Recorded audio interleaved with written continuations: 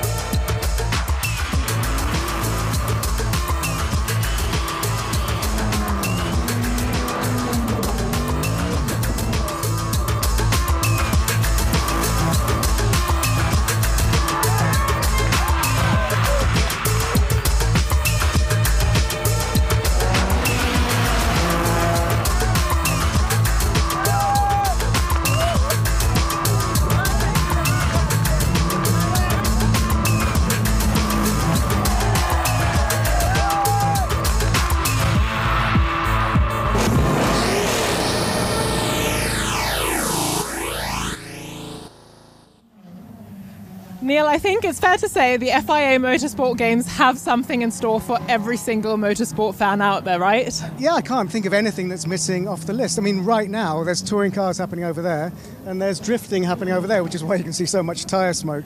And, you know, there's so much happening. All our esports is happening at the Science Museum in central Valencia. There is so much going on. It is quite a big operation, so we're at the main circuit, but there's so much else, so many different standpoints. It's definitely not boring, and if you are in Valencia, you should have noticed by now, right? Absolutely, and of course we will be your guides throughout the whole weekend, and the main highlights, the main events you will watch live on this stream, but there are other ways you can watch all the racing as well. But basically, come here if you can, because it's an amazing sunny weekend.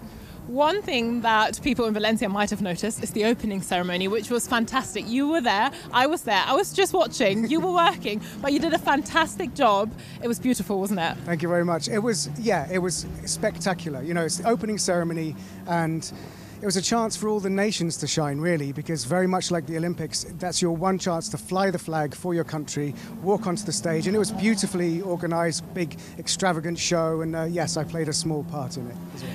An important part, I would say, and if you've missed it, then there's a chance to watch it now. We'll show you the highlights. If you haven't missed it, then it's worth rewatching, I would say. So let's have a look.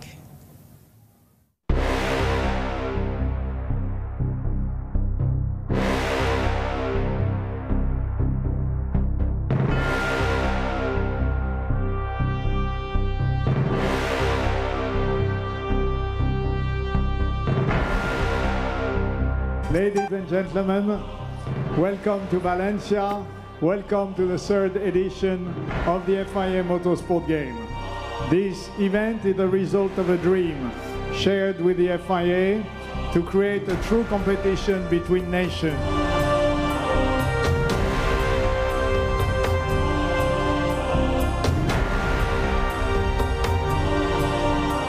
The FIA Motorsport Games is more than just a competition.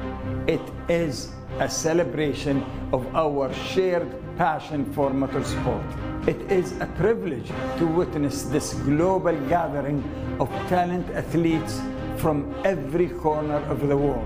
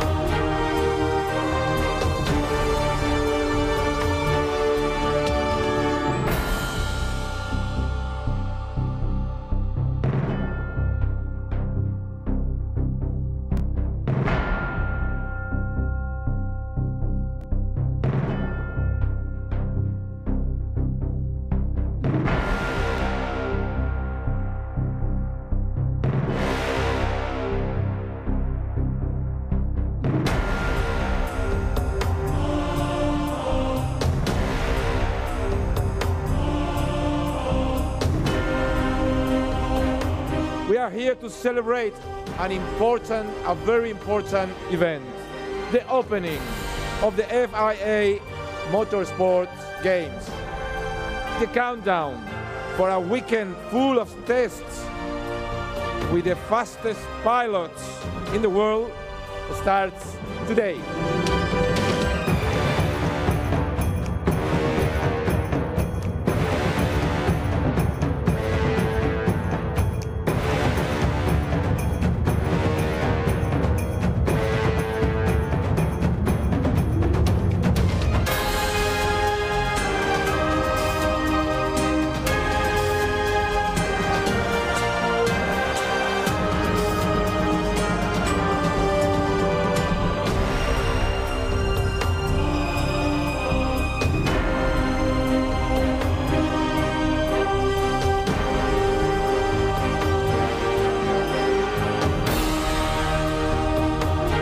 I now declare the 2024 FIA Motorsport Game open.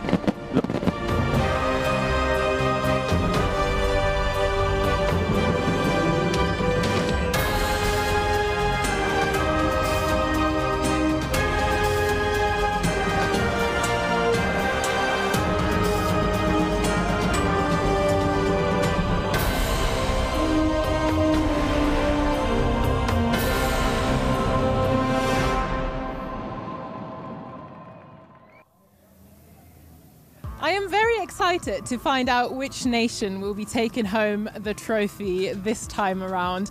So Neil, you have to explain a little bit, because there are so many countries competing, the youngest contender being 8 years old, oldest 70. Who takes home the trophy? How does it work? Well, obviously we don't know. That trophy that you just saw will be handed over at the closing ceremony on Sunday. It goes to the nation that gets the most gold medals. So it's very much like the Olympics. Italy are the current holders of that trophy. They won in Marseille 2 years ago, but Italy also hosted the very first motorsport games back in 2019. So it's very coveted, and it's growing and growing and growing. We've got more categories this year, like I think 10 more categories. There was 16 in Le Castellet in France, and there are now 26 different categories. And more countries are bringing more and more drivers kind of go, we would really quite like to get gold and take home that trophy. So it's become quite meaningful in the overall sort of FIA motorsport calendar. Let's talk through the categories a little bit, because they vary a lot, don't they? Yeah, one of the great things is that it's from very entry level, sort of mini karting, but also off-road equivalent of karts, which is cross karts. But you start with karting, you go drifting, there's rallying, which is on the sort of closed public roads outside of Valencia. So you've got gravel and tarmac, and also a super special stage here at the circuit. GT cars, which is what we're going to watch very soon. Esports, so sim racing in 2 categories this time. You've got Formula 4. You've got electric street, so electric cars and electric karts doing slalom tests. That's all here at the circuit. Touring cars, who have just finished their session behind us. It's basically a smorgasbord but most countries have entered athletes into at least one, if not all, of those categories. And the fun thing is that there is countries here that might not be so well known for motorsport either. It's smaller countries that are represented as well, and we've got 17 new nations joining from last time around. So it's a big variety of people, languages, flags that we see, which is fantastic. Yeah, it's really, really good. The representation of all the continents is very, very strong. Yeah, as you say, 17 new countries. And what this is doing is it kind of builds the bridges between the FIA and the individual, what are called ASNs, the FIA member clubs in every country. And more are choosing to send their drivers and their teams here. So you get some teams who maybe have a couple of kids who are competing in karting, or a couple of adults who are competing in rallying, but it just means something for them to come all this way and do it. And then some teams like Spain and Italy that have, and Germany that have, over 20 athletes. I think it's something like 700 individual drivers or athletes competing here this weekend, and all the way to esports as well. Even though a lot of the esports athletes will be used to being in their sim rigs at home, they've travelled here to compete together in the hall, which is in central Valencia. So that's even exciting for them to be competing in a big showpiece event, which is very popular, which I think is streaming right now online, or it certainly was earlier today because I was watching it. and we will be doing the best to cover all of that for you at home. We will jump into the live action, I would say, because it has already started, so the viewers are interested to see what's going on. We will have a little summary about GT, because this is the first sport we'll be looking at, and David Addison, our lead commentator, will take you through that GT. You can't go far at the FIA Motorsport Games without finding a GT car. And this weekend, we've got the GT event with 2 drivers per car. France won the gold medal 2 years ago at Paul Ricard. The GT and the GT sprint competitions will run to GT3 regulations. That means that it's a globally recognised discipline of car and regulation. There'll be a balance of performance to make sure that the turbos and the normally aspirated engine cars can compete equally. And of course, when you've got things like 3-litre turbo or 5.2-litre normally aspirated with anything from a V8 up to a V10 engine, it all has to be balanced pretty effectively. Then you throw into the mix 2 drivers and the differing pace as well, and pit stops and driver changes. There's going to be an awful lot to look for in the GT category. GT looks like a fan favourite and a fun one to start with, right? Yeah, definitely. And if there's one man who knows everything about GTs, it's Adders, and he'll be our lead commentator when we go there very soon. I'm excited about that, because there's, even within GTs, there's several categories, subcategories, sprint, endurance. You know, there's a lot. And you can see it on different channels. You can see it with us, obviously. Yeah.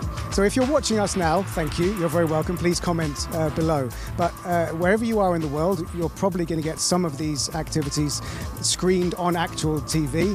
You will also be able to watch individual streams of individual categories. So, for example, the esports has its own dedicated stream. The cross cars and karting has its own dedicated stream. So, as much as we love your company, the most important thing is you can go and find on the FIA Motorsport Games YouTube channel, you can find your favourite and you can go and watch it all uninterrupted. It is really great because there is a lot going on. We've got freedom to cruise and chat about everything. You'll be teaching me a lot. I'll be asking all the questions about GT and all the other categories. But like you say, if you're into one specific sport, there's a place out there for you. You are into GT, right? Yeah, it's big for you. Yeah, it is. It's big. I mean, there's the single make class, which is the Ferraris, but then you've got the other main GT, which is, who's this? There we go, right on cue. That's the GTs. Ferrari. Yeah, so you've got Lamborghinis, you've got Aston Martin, you've got Audis. Yeah, so that's the GTs going out. So we'll probably be joining them very soon. I think we should go there. I think it's enough chat. Well, I want to watch it. Shall we have a look? Shall we have a look at GT with our lead commentator team? Yeah, because they know much more about it than we do. So if we want to work out, we'll stay here. Yeah. And let's join Adders. We'll stay here. You go there. The 2024 FIA Motorsport Games has had a busy Friday already, what with all the different disciplines, whether they're here at the permanent circuit, Ricardo Tormo outside Valencia, whether they're at the Aspar circuit, where karting and cross-car takes place. Even the paddock here has got drifting in it, and in the middle of Valencia City there is esports going on. But the track right now is getting noisy, it's getting busy, because GT cars are out on track, and this is the first of the 2 parts of qualifying. They've had 2 free practice sessions already today. Now it is qualifying. 1 driver per part, and it is the average time of those 2 which will determine the grid for tomorrow's qualifying race. The results of that give you the grid for the main race. The results of the main race give you the medals. So it's an important qualifying session, this, and we'll be looking at which driver, indeed which nation, comes out on top. And we've got to start with the home team, haven't you? Because for Spain, Fernando Navarrete and Jorge Cavathas are the drivers. We'll worry about lap times as this session goes on, although it's only 15 minutes, so it's pretty brief. David Addison and Joe Osborne trackside, and as I say, Joe, the road is getting busy, and in a 15-minute session you haven't got that many laps available to you, really. No, a maximum of 9 laps, and we're already down under 13 minutes, and we're not using tyre warmers here at this event, so all of these cars heading out on cold tyres, and that's why they're looking a little tentative at the moment. So I expect the first 4 to 5 minutes of the session just be getting the tyres up to temperature, then we push and we'll see what everyone has got. Now, one thing that we did see earlier on in the day was the dreaded track limit problem and people losing lap times. In fact, in free practice 2, we had people being given stop-go penalties. I think one driver, so I was being told by driving standards advisor Peter Dunbreck, transgressed 20 times, at which point that's not an error, that's taking undue liberties. So stop-go penalties will be given out. At the end of an outlap, though, some cars diving straight for the pit lane. Why is that? So I think that's because they are starting on cold tyres. They will want to come in and bleed some of the pressure out of those tyres. There's a minimum pressure, 1.4 bar, set by Pirelli for safety standards, so they can't be below that. But if they keep pushing, they'll go way over target, probably over 2 bar. So what they'll do now on the outlap, they've probably got them from 1.4 to 1.55. They can bleed 0.15 out, and their target temperature will be much happier. So a bit of a split strategy already that we're seeing across the field. So for the home team, for Team Spain, Fernando Navarrete you're looking at in the Audi R8 LMS, one of the turnkey GT3 cars. Now, there are a number of drivers within the GT disciplines this weekend in their regular car, with their regular team. There are others that are hiring a car, getting a team to run it, so there's a learning curve going on there as well. Here, for example, Chris Froggatt and James Cottingham for Team United Kingdom. It's the car that Chris Froggatt regularly races, but James Cottingham has never raced a GT3 Ferrari before. Even though the family business, DK Engineering, prepares Ferraris, in modern GT terms, this is a first. Yeah, first time in a 296. By the way, don't be alarmed with the smoke in the background there. That is drifting from our drift track, and it is just the guys having fun behind the pit lane, so it's going to catch our eye a bit. But yeah, correct, James Cottingham never driven a 296 GT3 until this morning. His initial impressions were pure love, so I think he is on for a good weekend. Chris Froggatt as well, going well. But yeah, the track limits is going to be a big problem that you said about earlier. Just the nature of the circuit, so wide, so open, so inviting as a driver to give them an excuse. Why are they going wide? They want to go fast. The faster you go, the wider you go, and eventually the track limit crops up. Just going back to that point about how much Chris Froggatt and James Cottingham go well, so well did they go down the pit lane even that both of them copped speeding fines this morning, but hopefully they'll be able to channel that in their respective sessions and get the car to combined pole position for the qualifying race. Now, right now, the fastest time that we've had out of anybody is coming from number 71, which is the Lithuanian entry, currently with Arūnas Gečauskas at the wheel of it. He's done a 1:43.808, 4 seconds quicker than anybody else, but that's a bit of a phony 4 seconds because others are still cycling into the mix. Up towards the end of the lap now comes 75, that's for Team China. And over the line goes Yaki Zhang, and is now the fastest, but 8 seconds up the road as people generally now cycle towards a proper push lap. Yeah, really shows you a little compromise as well there, China. I think that was the German entry, Mercedes, just probably on his outlap after bleeding the pressures. But yeah, I expect pole to either be a high 32 or a low 33. So Team China there still sort of, I think, 1.5 seconds off what will be pole position as their tyres now up to temperature. We haven't yet got a lap time out of Germany nor France, the defending gold medal holder, nor the United Kingdom. And the other one that we want a lap time from is the Ukraine entry, which has got Konstantin Gutsul at the wheel of it right now. So for the moment, it is China ahead of Spain, and then Lithuania third in the times. And we've just got 9 minutes and counting of Q1 to go. And you can see the nature of the Walenții circuit there with all the different cut-throughs. The track busy because there's going to be rally stages on it at the end of today and tomorrow and Sunday. So the circuit in all its configurations being kept very busy indeed. Now, number 8 you're looking at is the Malaysian entry, Selim Rafiq at the wheel. Coming up towards the line, he's been racing in Lamborghinis this year, but in Super Trofeo Asia, not in a GT3 car. So it's a bit of a step up. Yeah, big difference. The drone shot showing us a great shot of the Malaysian flag as well on the roof of that Lamborghini. But yeah, the Trofeo Charge GT3 is a big difference. So it's going to be a steep asking, especially on a track like this where you're really using the wider front tyre and able to roll the speed into these tightening corners. There's a lot at Valencia. So yeah, it's going to be a steep learning curve over the weekend for the Malaysian car there. Right, Spain over the line, and Fernando Navarrete was only 0.4 of a second back. Now he's quickest, 1:33.9, 9/10 up the road, and takes a really wide approach to turn 1. That's exactly the part of the circuit where the race director gets a little bit edgy, not only with the amount of runoff you take on the way in, but on the way out of the corner as well. And we've had an awful lot of people losing lap times through transgressing at turn 1 over the course of the day thus far. And there, walloping the curb and running out wide from, what's that, turns 8 and 9 is Navarrete, but he got away with that. Yeah, it's quite a common mistake there, I think, as the apex curb lulls you in. There's a large sausage curb that then throws you up. We have seen quite a lot of cars go into the barrier on exit there, so the Spain car doing well to hold onto it. But yeah, not only would that be a track limit, but that is slower to do. But going back to your turn 1 point, it's quite cool to be able to do track limits twice in one corner on entry and exit. So and just remember, one track limit over the whole lap, the 14 corners, 4 kilometres here at Valencia, loses the whole lap time in qualifying. And we're seeing a few cars that still haven't set a time. France was still in the pits. They're on their out lap now. We said how short this session is, under 7 minutes remaining, and still no laps on the board for that car. And they're still pressing on Team Spain. So Fernando Navarrete up the curb again, coming through turn 12. And now makes this climb through turn 13. The road drops away towards the end of the lap out of turn 14, which is another part of the racetrack where people have been going wide and being pinged for track limit offences. Up towards the timing line, this long pit straight. Navarrete breaks the beam and goes quicker still, 1:33.581.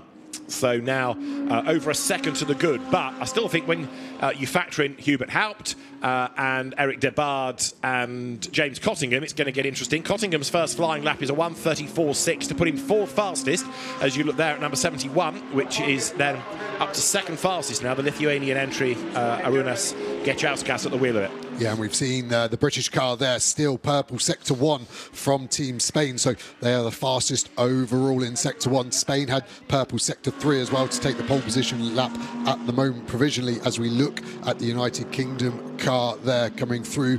Cottingham, first time in it, like we've said, still be finding his feet. They're just the differences of all of these GT3 cars just take a while. I think he's actually backed out of this lap. He was worried about catching the Malaysian Lamborghini. He's decided, actually, I'm going to give up that purple sector and just find myself a bit of space. But is he going to hold up Team Japan? I think that is, and another Ferrari catching him through turns 13. He's got to back up even more, otherwise his Malaysian problem is now a Japanese problem.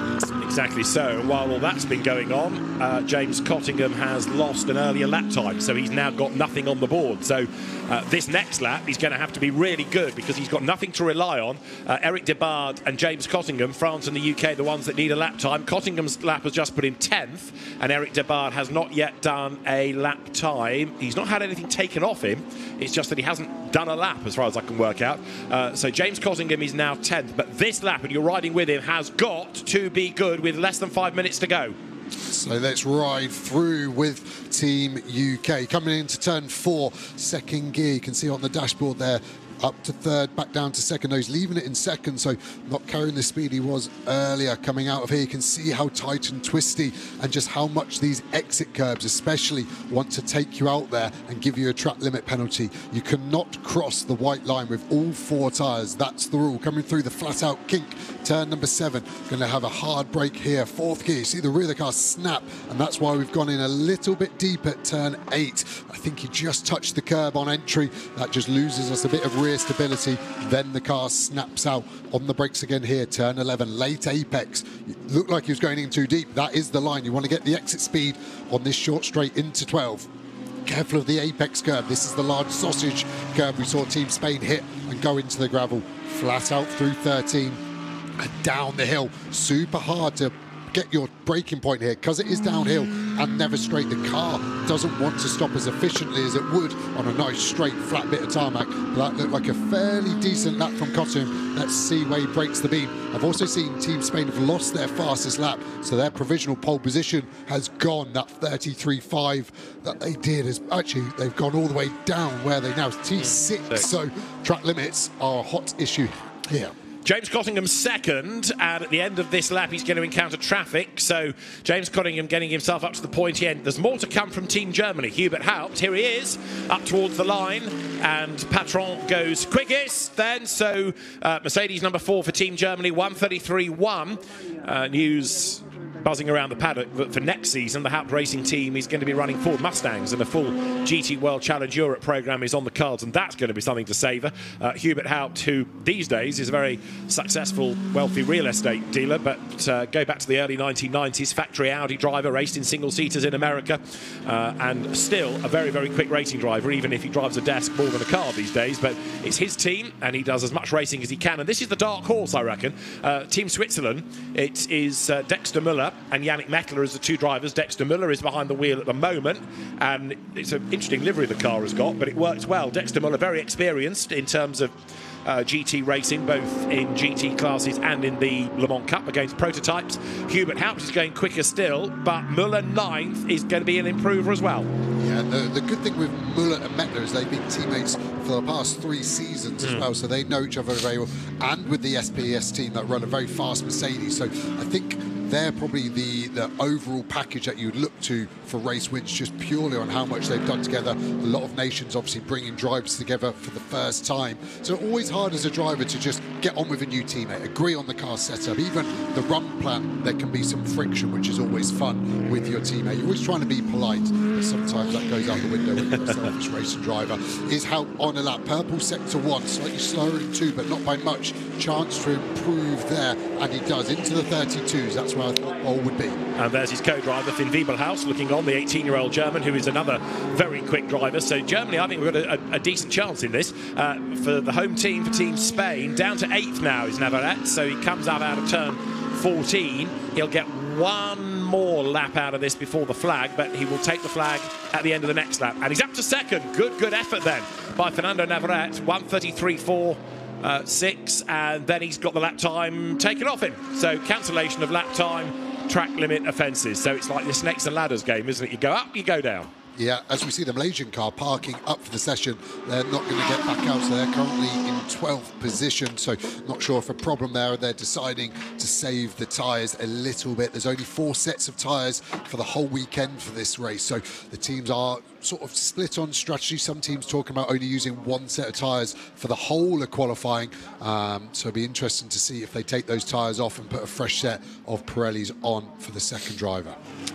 And for Malaysia, it'll be Weron Tan who will be the second driver. Hubert Haupt, in the meantime, is still going for it. He's done another absolute best in the first sector, a little bit down in the second, but he's still pushing on, and that's the car that is second in the times as well for Lithuania.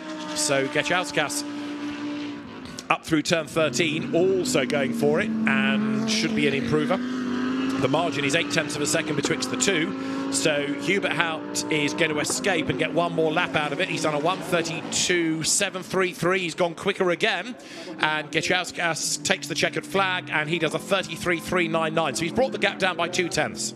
Yeah, what a session from Hubert Haupt there. 0.6 clear is really, really strong. And let's remember, this is an average combined qualifying. So Q2, these times will get added together, and that gives us our grid for tomorrow's qualifying race. So that big gap has really handed Germany a huge advantage in that sense. And 7th fast, this is where you find Lithuania. So coming up to take the flag, Konstantin Gutsul.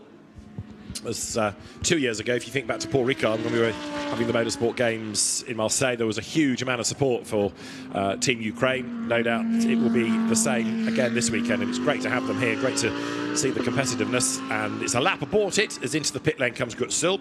That just buys them a little bit more time, doesn't it, to do that driver change. The clock obviously stops at the end of Q1. There is a break, but you'd like as much time as possible to do anything to the car, impart data to driver, and get the incoming driver just comfortable in the car, I guess. Yeah, and even a chance to make a couple of quick setup changes, roll bars, dampen clicks, even ride height. So, yeah, if you can give it to the team, then you might as well, as we see both Japan and China box as well. And you can see how late the pit speed starts. It's still coming here. So the drivers are practicing for tomorrow's race, where we do have a pit stop.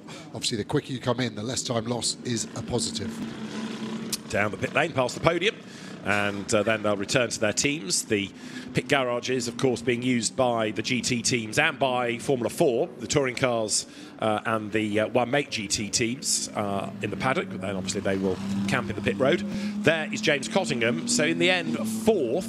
He's still on a lap, but he is not looking quick. So, I think this is purely an in-lap, but he has stayed out to the checkered flag. But he had to, given that so many lap times were being taken off him.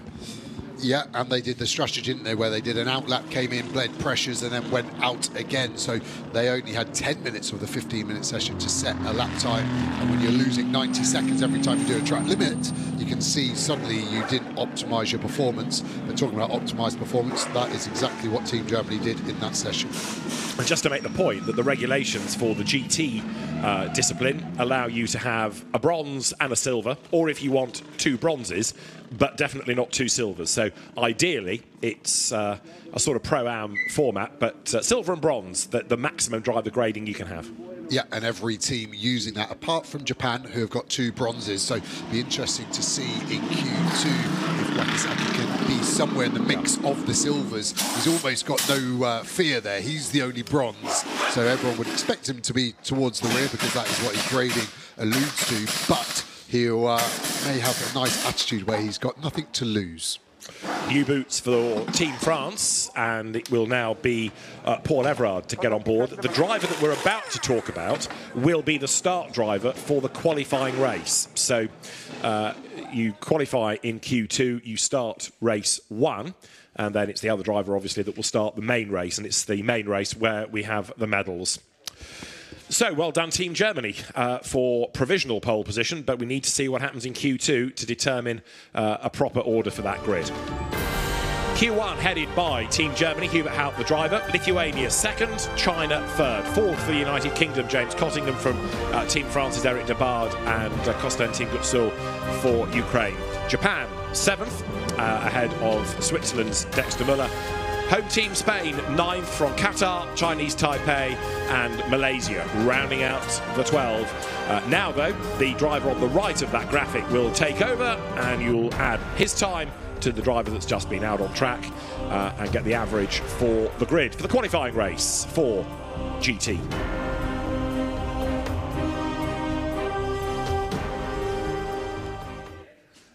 So a busy pit lane, teams getting ready for Q2.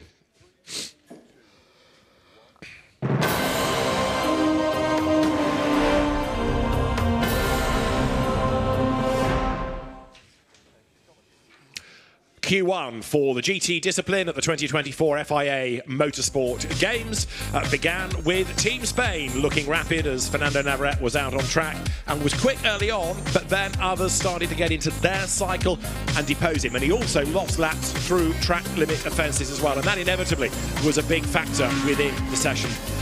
Gold medalist at the 22 FIA Motorsport Games, Team France looking rapid, and in the end it was fifth for Eric Debard behind Team UK. Fourth, James Cottingham. It was Yaki Zhang who was third for Team China. And then with Lithuania second, all the plaudits went the way in the end of Team Germany because Hubert Haupt was the fastest and he just got quicker and quicker as the session went on. In the Mercedes AMG GT3, Team Germany's Hubert Haupt fastest in Q1.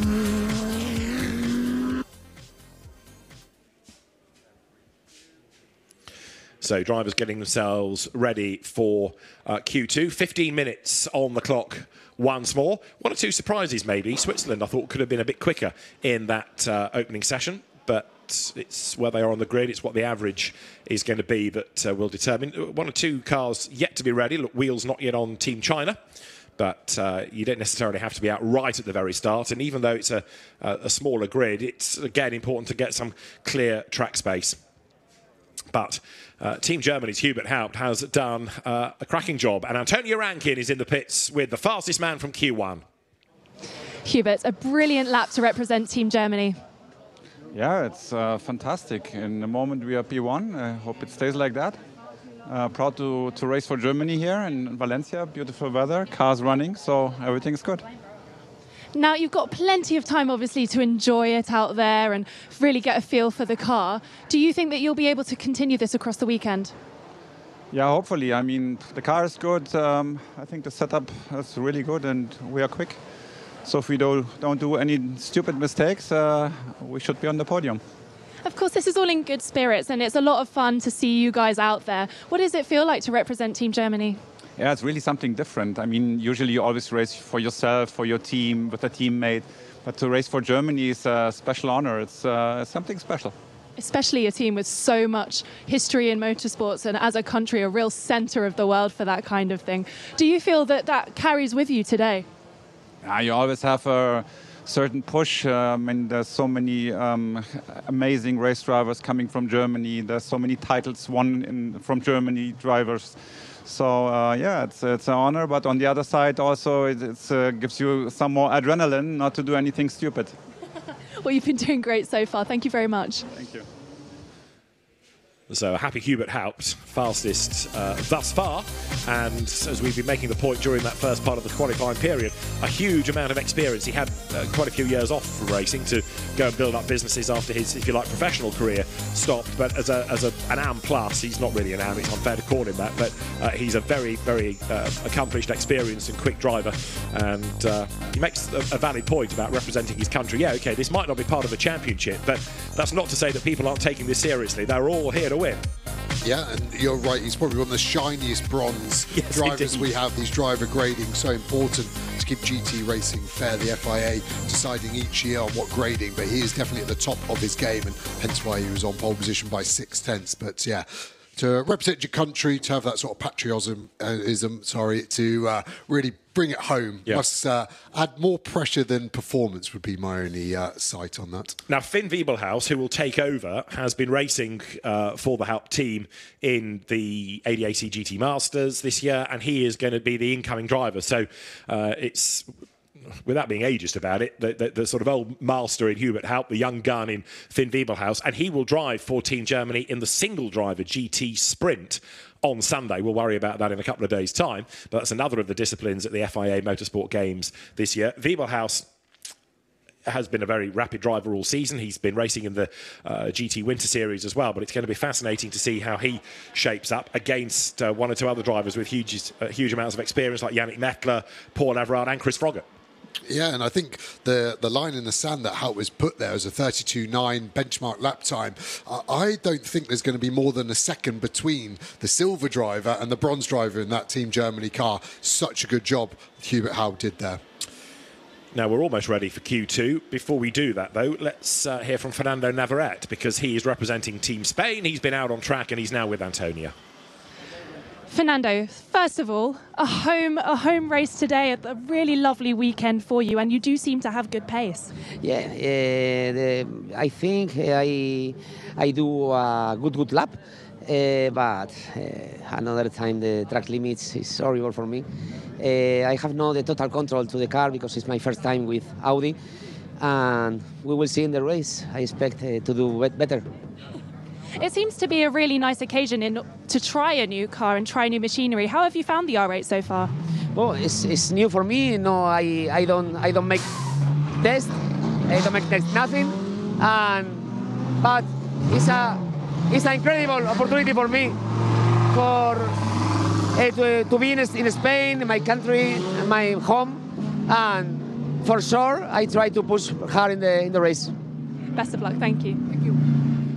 Another interesting point, isn't it, that he's not had a chance to test the car. He's not an experienced GT racer, whereas others, we've made the point, Joe, are in their regular mount. So here you've got this, it's going to be a bigger battle, isn't it, to overcome those that are regulars in a GT3 car in that particular model, and here you are coming in fresh. Yeah, Fernando there qualified 9th, so he won't be happy, but his lap that he lost would have put him 3rd. Yeah. So I think that's why he's positive in that conversation with Antonio, and I think that's going to be interesting in the race. He's going to be a lot further back, and he's going to want to go forward, which naturally will breed some action, because all the cars have left quite close together. They'll be trying to find their space. Should kind of space out here where you get 6 to 7 seconds gap in front of you, but that never works out because you want the biggest gap, so you force the car in front fast on this outlap, then back off as late as you dare to generate that gap. As we see Chris Froggatt in the Ferrari, it'd be interesting to see what tyres he put on. I would say they're new tyres. Why? Because he's weaving. So I'd say they're cold. They're not the tyres he inherited for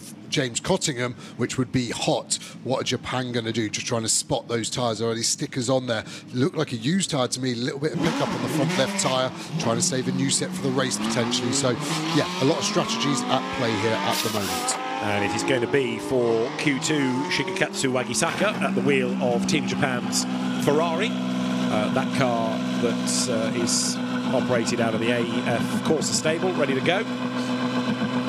Lots of Ferraris here this weekend, with the one-make GT discipline being for Ferrari Challenge cars as well. So, clock ticks on down, 13 minutes we have still to run, as there the Audis get themselves together. Number 19 now is Jorge Cabezas Catalan at the wheel, and Cabezas will make the run up towards turn 2 at the top of the circuit.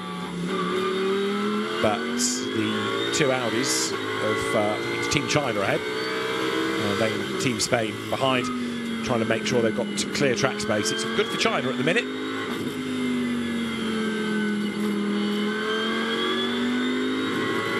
This is the run now up the hill, heading towards turn 6. And tyres getting up to temperature all the time. You can actually see the balance of this Team China car compared to the Team United Kingdom car we went on board with. Looks a little bit more balanced, less snappy on the rear. They're able just to get the car in. As I say, there's a big snap of oversteer as he gets on the throttle. So Team Spain there, Audi, just on the brakes there, just trying to see the dynamics of these cars, the strengths and weaknesses, all worked out equally with the balance of performance, trying to make these cars do exactly the same lap time, but they will have different strengths and weaknesses a little bit at each point. So yeah, maybe the Audi not riding the curbs quite as well as that Ferrari, but does seem a little bit more stable, especially on corner entry. So right now, Jorge Cabezas is going to offer up the first target time. It'll be the quickest, but it's not necessarily going to stay as others get faster. Tyres get up to temperature, and Fernando Navarrete's crash helmet attests. He's now going to be standing watching, and Cabezas goes through. That Audi being run by the Attempto team. In the background you could see Arkin Arca, the man behind the Attempto racing squad. So familiar teams, even if it's for them unfamiliar drivers, but there's a squad that knows all about running a GT3 Audi. Yeah, they've won races across the globe, haven't they? So yeah, it's sometimes interesting to see which team chooses which country and pairs up that way, because they're the best GT teams in the world here, running cars for many different nations as well. As we see Chinese Taipei in that Mercedes, makes such a nice grumble, that V8 pulling through the gears, a little bit wide off the apex curb at T3 there. You can really launch the car across the inside and stay legal on track limits, which is quite a novel idea for some of these drivers in this session at the moment. Kicking up a bit of dust from the apex at turn 5. Got to get back over, try and get it straight as you can for the brake zone into T6. Then this long back straight. I think this will be a flashpoint in the race for overtaking, not through this kink here at 7, but the brake zone now into 8. Cars trying to stay wide to open it up, which will naturally leave the door open. I think it's going to be a bit of side-to-side contact there, and then it's dependent on how fair they are of who keeps the position after turn 8. And up to the top of the times for Team Malaysia has gone Weiron Tan, the former GT4 Super Cup Asia champion. Now Kang Ling for Team China goes fastest in his Audi, one-time European Formula 3 championship racer. And for Lithuania across the line now goes Jonas Karklis, and he will go quickest, 1:33.739, a 10th up the road. This at the moment has the makings of being the more competitive part of the entry, doesn't it, with these drivers trading tenths rather than full seconds. Others have yet to go. For the Ukraine, it is Ivan Pelkin at the wheel. That car run by Land Motorsport, Wolfgang Land's squad. It's now run by his son Christian, although Wolfgang is here himself, and he was hugely successful as a racer in Porsches, but it's with Audis that he's won titles, won the Nürburgring 24 Hours, and Ivan Pelkin for Team Ukraine goes now down pit lane and will blend onto the circuit the other side of turn 1. Yeah, did a really good job actually to back out of that and not impede the Japan car, which was on a lap through turn 1 already. As we look at the Team China Audi there coming through the curbs, like we said about the Spain car, just sometimes coming off the curb looking a little unsettled, and that as a driver just means that you're having to catch the car every time you come off a curb. So you're kind of questioning, weighing up, is it worth hitting that curb if it's given me a moment after it? But normally you do, just because it takes so much angle out of the corner, you're ultimately quicker, and that is your decision made for you. Coming out the last corner carefully, the track limits look good to me, kept a wheel on the white line. What we're going to get lap time wise, no one has actually beaten Hubert Halb's lap time from Q1 yet, and Team China crossing the line just about do it by a couple of tenths, 32.7, fastest in Q2. Yeah, Houghton did his right towards the end. We've still got 8 minutes of this to go, so in theory those times can come down even further. So it is Kang Ling then from now. In fact, he loses that quickest time because up to the top goes Jonas Karklis. Interestingly, we've got far fewer track limit warnings and cancellations of laps in Q2 than we had in Q1. Big lose from Lithuania there, getting up the curb. That was Karklis, but he survived it.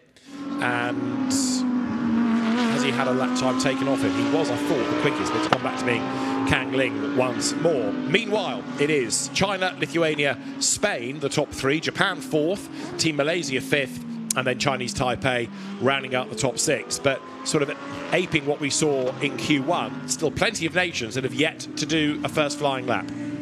Yeah, I think just because the Q2 should be quicker, the more experienced drivers, I think they've all done this strategy of coming in to beat the pressures and then looking to find a gap. So everyone in the next 3 minutes should set a representative lap time, but because they're more experienced, they don't need the full 15 minutes like some of those bronze graded drivers to set their lap time. But it does feel a little bit racy with 7 minutes remaining that we still haven't had any lap times from 4 cars. But they will come as Wear on Tan heads up towards the timing line now for Team Malaysia and goes through and stays 8th, even though the lap time was a little bit better. And sorry, now he's 4th in the times as he goes through. So Wear on Tan up to 4th in this part of the qualifying period. Here is Team Spain. So Cabezas goes through and is now 3rd on aggregate, as Jonas Karklis is at the top on aggregate. Yeah, so he's 2nd in Q2, but fastest on aggregate. Yeah, and this is where you hoped your Q1 driver did a good enough job to give you a chance of being at the sharp end. First couple of rows here at Valencia will be really nice. Overtaking, sometimes a little bit difficult. So if you can be in those first 4 positions, you've got a chance at the start to get a good run and maybe launch a bit of a lunge into 2 to lift that car a little bit higher, a little bit wide. Out of there, you could probably say that's going to be a track limit done, and that could be the lap done. And the problem is these tyres do go off. They're at their best lap probably 3 or 4 when there isn't a tyre oven, and if you're then going beyond it, you are then just losing time. Team Germany struggling with the rear a little bit more. Now the car is working hard. And now we'll see what Finn Wiemelhaus can do for Team Germany then, which is currently 7th on aggregate on the average, and now goes to the top on the average as well. So Finn Wiemelhaus on that lap did a 1:32.106. That puts Team Germany at the top for the qualifying race. Chris Froggatt then up to 2nd. Team United Kingdom goes 2nd on aggregate, and he's fastest in Q2 is Chris Froggatt, 1:32.004. But it's Team Germany with a combined average that is going to be provisionally pole. Yeah, I just wonder if Wiemelhaus actually lost that lap that we were talking about to the track limit. We saw him run wide out of turn number 11. So looking happy in Chinese Taipei garage there. We're seeing so many cancellations of track limits, aren't we? It's hard to but not Germany, no. No, I just wonder why we've not seen them go quicker. Was that not their best lap they lost? I think what we have been seeing is the one timing tower is showing you the session and the other is showing you the aggregate. So the timing tower is Q2, but what you've got at the bottom is for the average. So Wiemelhaus did get the car to the top, but at the moment Team United Kingdom have gone quickest on the both session and I think the average, or certainly the session. I think still on the combined it is Team Germany that is top, because remember James Cottingham was a bit further down than Hubert Haupt, and therefore on the average it's good for Germany at the moment. It'll all unravel after the remaining 4 minutes, and remember this is a sort of means to an end. It gives you the grid for the qualifying race, that gives you the grid for the main race, so it's going to be an interesting race tomorrow, that's for sure, but you know, that in itself doesn't get you a medal.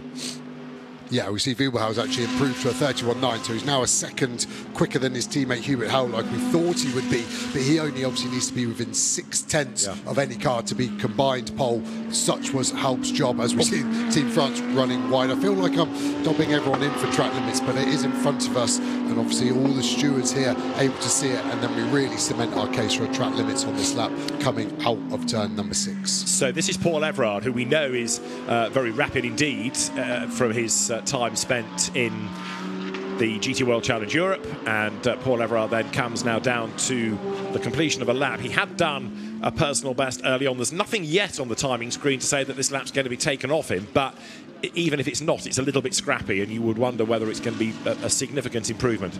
Yeah, even from the body language of the car, looks like he's backed out. Yes, look at sector 2, he's 2.8 seconds off, so he's quite wisely gone, well, I'm not going to be given this lap, so I might as well save the tyres and then probably find a bit more space as well, because you are backing out of it, and then launch an attack out of the last corner here at 14. Even go for a later apex just to give you a better drive out the corner, so when you hit the finish line and then you start your lap, you're doing a higher speed all the way into turn 1. So Paul Everard goes through, and there, looking rapid, number 54, this is Team Switzerland, Yannick Mettler, coming up towards the timing line now. Mettler has done a personal best, an absolute best, and as he comes up towards the timing line, let's see, still stays 7th on aggregate, but goes 3rd in Q2. Yeah, he was actually getting a tow from the other Mercedes of Wiebelhaus in front, and his lap time was less than a tenth of a second behind. We're seeing some pretty tight gaps here. The first 3 all covered by 500. So Wiebelhaus and Froggatt from Mettler all within half a tenth. Yeah. Shows you how close it's going to be and how good the race is going to be tomorrow as well. Yeah, and Paul Everard is only, another tenth back on that. So he is looking rapid too. Kang Ling is 5th, and he's adapted. There is Team China in the pit lane, but Kang Ling perhaps didn't really sparkle as a single-seater driver, but in recent years he's developed into a very good GT driver in Asia, and was rapid around the streets of Macau last year, for example. 6th behind him, it is Ivan Peklin from Team Ukraine. So Peklin is next, and the session has got just about a lap time and change remaining. So 1 or 2 can squeeze another lap out of it if the tyres are willing. Yeah, exactly, and I think that's what we're seeing, people pitting now. Then again, they're looking at saving these tyres for the race.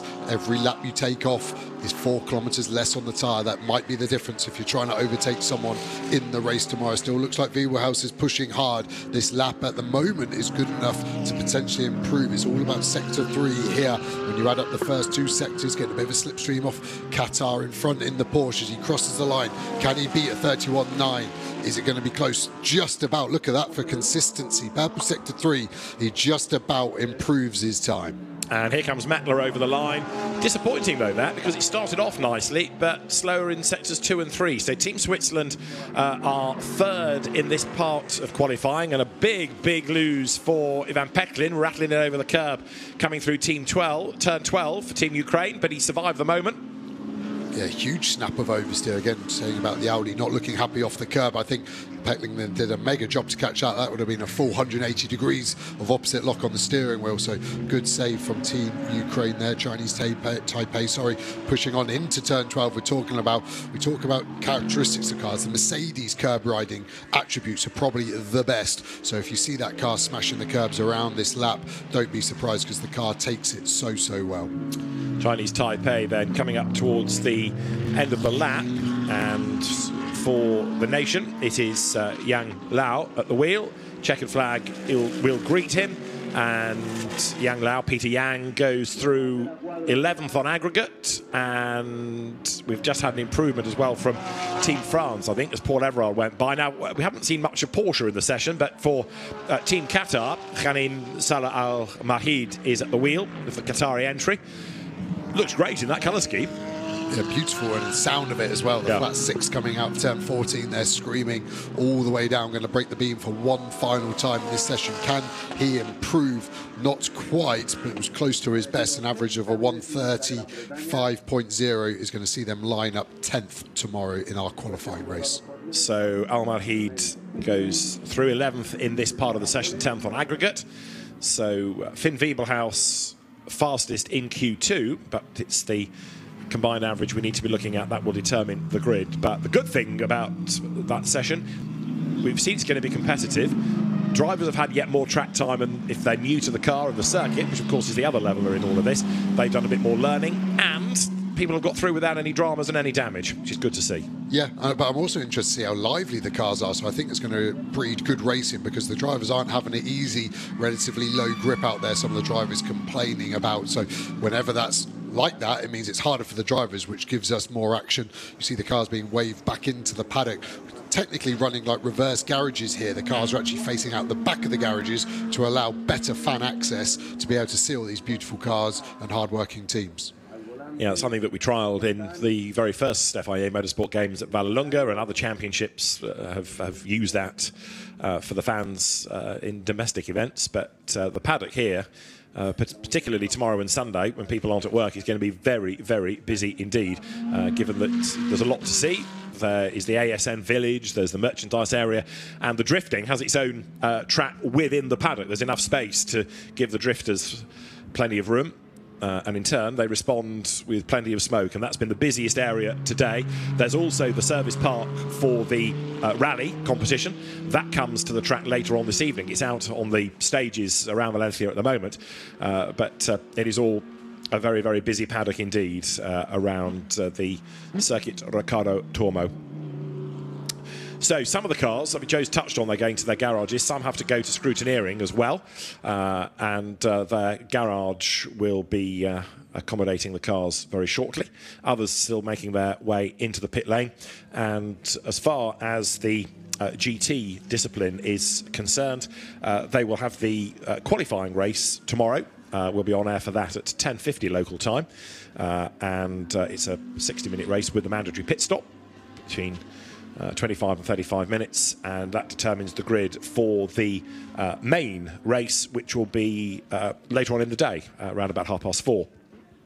So the GT teams have both races tomorrow, and some of the cars are going to be used again on Sunday in the GT sprint competition, where, for example, Finn Wiebelhaus will represent Team Germany once more.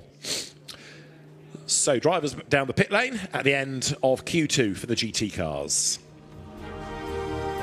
So this is how we look at the end of Q2. This is the session lap times, with Germany the fastest from the United Kingdom, and then Team Lithuania third. It's China fourth ahead of Team Ukraine, France sixth, then Team Switzerland ahead of Team Japan, Team Spain, Qatar 10th on the combined average, Chinese Taipei 11th, and it's Malaysia then at the foot of the times. But Hubert Haupt, along with Finn Wiebelhaus, doing the times for Team Germany, and the aggregate giving you 0.6 of a second as the margin between Team Germany and Team United Kingdom. But it's going to be a really interesting first race, that is for sure. And it will be Wiebelhaus, Froggatt, Karklist, Ling, Pecklin, that second listed driver who will be the start driver. So those are the guys that are going to go toe-to-toe over the first 25 minutes or so of the race. So Team Germany takes the provisional pole position then, after, in fairness, both drivers topped their respective parts of the session. And the FIA Motorsport Games flags up and down the pit lane, up and down the paddock, where drivers will be returning to their teams and making sure that the cars are good for tomorrow, having a look at the data, trying to find in some cases where they can find more time if they're new to the car, as you've been hearing from the likes of Fernando Navarrete, new to the circuit as well. For many, there's an awful lot to learn, whereas some do have the experience of the car, the track, the team they're working with. And GT, along with GT Sprint, along with the one make, single make GT concept, joining Formula 4 and touring cars this weekend as the circuit race element, but a very busy FIA Motorsport Games this year with so many different disciplines.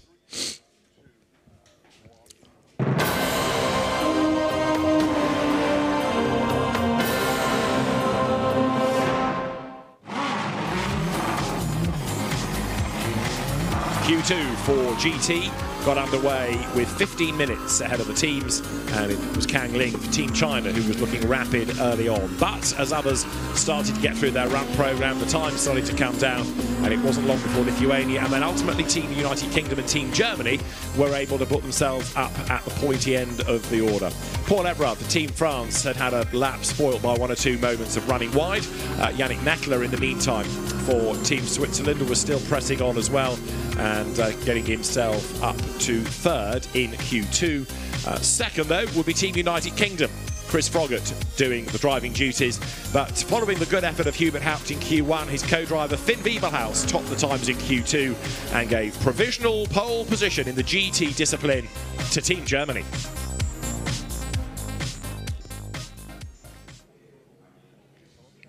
So looking down to the sort of paperclip style of the circuit Riccardo Tormo, named after the very successful late motorcycle racer. But with Finn Wiebelhaus taking the top time in Q2, there's an awful lot to celebrate for Team Germany, and Antonio Rankin is with them. That was absolutely fantastic, guys. What a brilliant job you both did. Fantastic. P1, that's the best start for the race, and we are racing for Germany. That's great. Yeah, Hubert did an amazing job in Quali 1, putting it on pole, and I just copy-pasted, and yeah, it was a good job. Well done, thank you. Germany then the fastest in the GT discipline, and a great job done. It's an experienced team. They're drivers who know the car as well, but even so, they had to deliver, and they delivered in style. Hubert Haupt and Finn Wiebelhaus then for Team Germany take pole position for the GT discipline. They will have their 2 races on Saturday here at the FIA Motorsport Games, with the qualifying race and the main race on which the medals will be decided. Well done, Team Germany. Very well done. I, as a German, I'm very happy about that result. Gut gemacht. Weiter so. Das mögen wir sehen.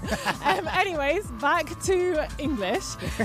That was fun to watch, and we've got more fun coming up, different categories, and we're going to dive into Formula 4 in a minute. Yeah, so this is the Formula 4 paddock. What's nice about the paddock here at Riccardo Tormo circuit for the Motorsport Games is that all of the garages open into the paddock, so as a spectators you can see the cars. So we've just watched the Formula 4 drivers get in their cars and go to the beginning, to the group, the sort of Parc Fermé before the race. It's nice because Team Angola is there, one of our new countries this year, and next door to Team Angola is Team Austria, who are represented by Oscar Wirtz, who is the son of Formula 1 driver and 2-time Le Mans winner Alex Wirtz. So this kind of transgenerational nature of the Motorsport Games is a key thing. Formula 4 is, of course, an entry level. It goes up the ladder to Formula 1. So it's very, very exciting to watch these guys battle for their countries.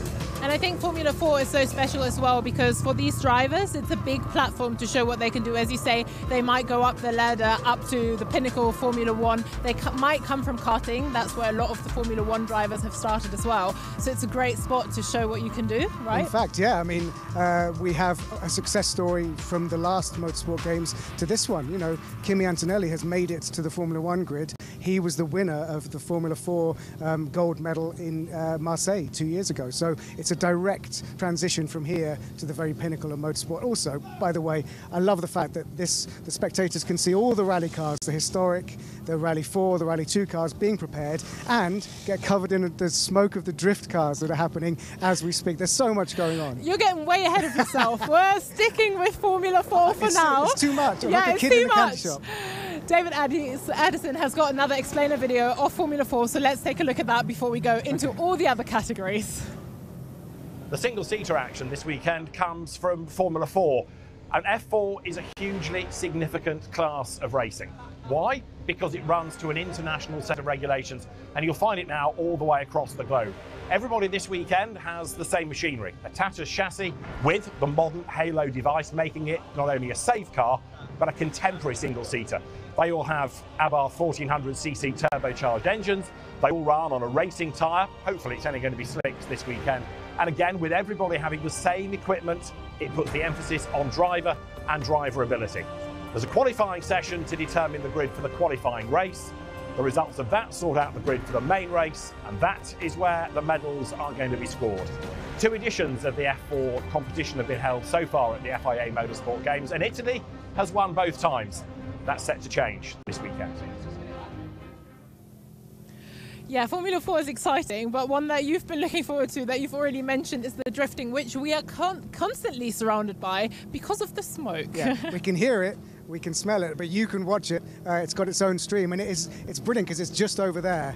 And the drifting is a very different category. You know, Formula 4 is very much about timing. You've got to qualify, you've got to get to the front of the grid. You've got to race as fast as you can. Drifting's very different. Drifting's all about points and style. They've got to drift through certain zones, transition in a certain way. It's more like the kind of artistic gymnastics, but with some real welly in those cars. I was going to say, I like to think of drifting as the dancing category of motorsport. Yeah. Would you agree? Definitely, but also it's funny because it has got so much power, and it's kind of the dirty dancing, if you like, side of the FIA Motorsport Games. But that's happening there, and with a big name as well, right? You told me. Yeah, so it should be quite well contested because you've got Cuba Jakub Przegonski, who's the Polish entrant, and he's looking to get gold this weekend. But drifting is going to be very, very tight this weekend. I think drifting is going to be an absolute highlight. So drifting over there, but we're going to go back to that track, which is Formula 4.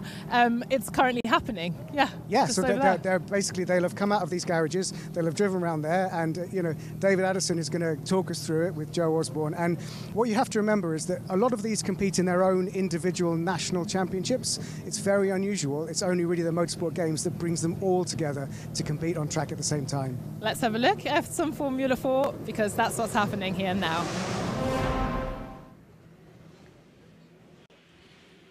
The dominant nation in the Formula 4 discipline at the FIA Motorsport Games over the years has been Italy. Winners in 2019, winners in 2022. It could well be a different nation at the very top this year. And this is the second free practice session for the F4 discipline. Everybody in the same type of chassis with an Abarth 1400cc turbo engine. The cars all run by Spanish teams from the Spanish F4 Championship. And it is one of the best grids of the weekend. And it's going to be absolutely fascinating to see who comes out on top, because there are some drivers with quite a bit of single-seater experience and some less so, but quite a lot of champions, whether it's been from karting or single-seaters, mixed amongst them. David Addison, Joe Osborne, trackside, and as you look at the cars queuing up ready to get themselves out on track, this is the second free practice period. Earlier on in the day it was Team Greece topping the times of Philippe Armand Carras, but they get 45 minutes for these free practice sessions, so you can learn a lot.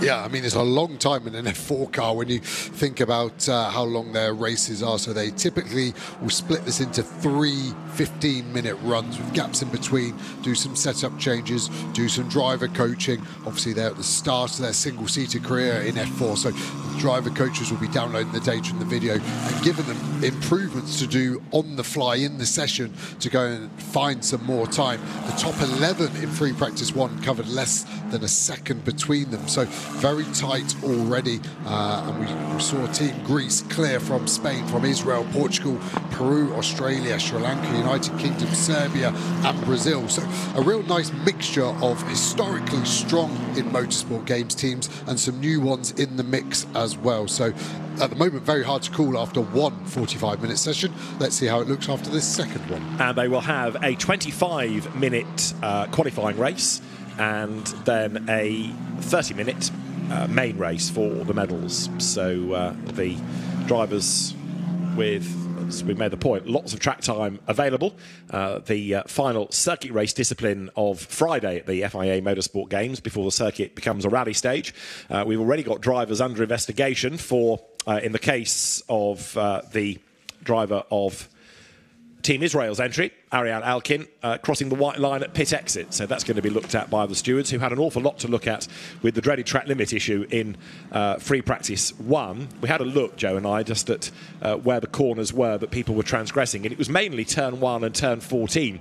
And we knew that because at the end of page 3 of all of the lap time deletions, it was still telling us turn 1 and turn 14.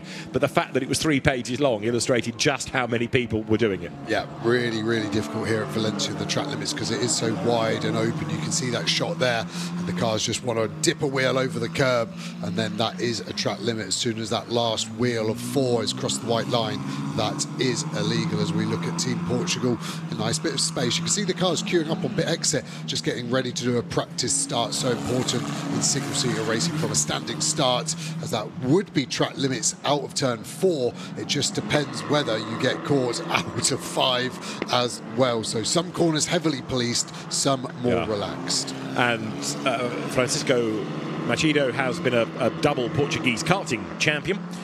This year he's raced in Formula 4 in Spain and in Italy because it's the same car, same chassis, same engine, so it's worth, if the budget permits, doing as much as you possibly can. He also raced in the Formula 4 Winter Series, the Iberian-based series, at the start of the year. So he's done a lot of mileage in this car, and Francisco Macedo 4th in FP1. So he's somebody that you should anticipate to be up near the top of the times. Yeah, huge amount of experience, and has done well in a car that is easy to get on top of but hard to be fast in, would be my synopsis of it. I've actually done a few test days in it this year, and it's a lovely car to drive, but to find that last half a second, it gets very leery on the rear of the car. And I don't know why you're laughing. I didn't have any issues, but I can imagine a driver having an issue with the rear, losing grip and not facing the right way. It's just that I can remember your single-seater days of years gone by.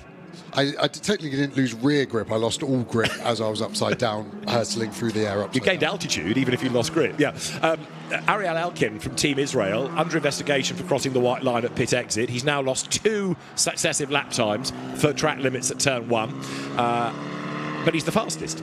So Ariel Elkin, 1:35.9, which is 4/10 down on what they were doing earlier on in the day. But they will get there, no doubt, as tyres start to come back up to temperature. Number 1 there you're looking at, and the drone is chasing Gennaro, or as he prefers to be, Gino Trappa from the Team Argentina.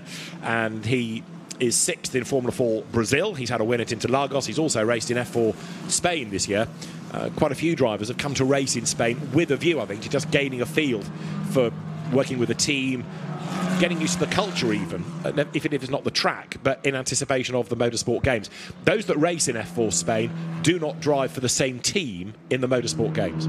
Yeah, it'd be an interesting one because they would have been opposition at many points this year, so then to join the enemy to try and win a race is a strange format to have. But yeah, when you talk about all these F4 series, it really is a global championship and a global car, and that's why it's so good to have it at motorsport games, because it encapsulates the whole spirit of it, bringing all of these nations together under one roof in one car that is completely the same across all of them. So it really comes down to the driver and what they can deliver. And it was also the category that was able to keep the Macau Grand Prix going for a couple of seasons, because there was a strong F4 category in the region, and that, while people couldn't really travel, was able to fill that void. Number 14 rattling over the curb for Hong Kong, China, is Keishun Liu. But he survived the moment and heads up towards the timing line now. Racing driver and pro golfer. Golfing has, I think, taken a sidestep for racing, but the runner-up in last year's Chinese F4 Championship, Keishun Liu, so he is certainly not below par at the moment. It's quite diverse to be very good at the best sport in the world and the worst sport in the world, in my opinion, and I'll let you decipher which one I think is that way round. Well, one's a sport and the other's a walk, isn't it? Yeah. See a big slide out of 12, then hitting the exit curb, all front wheels in the air there, so luckily it came down straight, and you're seeing a lot of cars locking up actually into 14, the next corner that he was making his way to. Very easy downhill just to lock the inside left there, and again running wide. You see the amount of dust as well. Yeah, an awful lot of that has been dragged onto the circuit, so he survived it, as we see now for Team Norway, Olav Var, who has won the Nordic-based Formula Basic single-seater championship, sort of sub-F4 level. He's won the Norwegian Championship, the Norwegian Cup this year. He's also been racing in Porsches.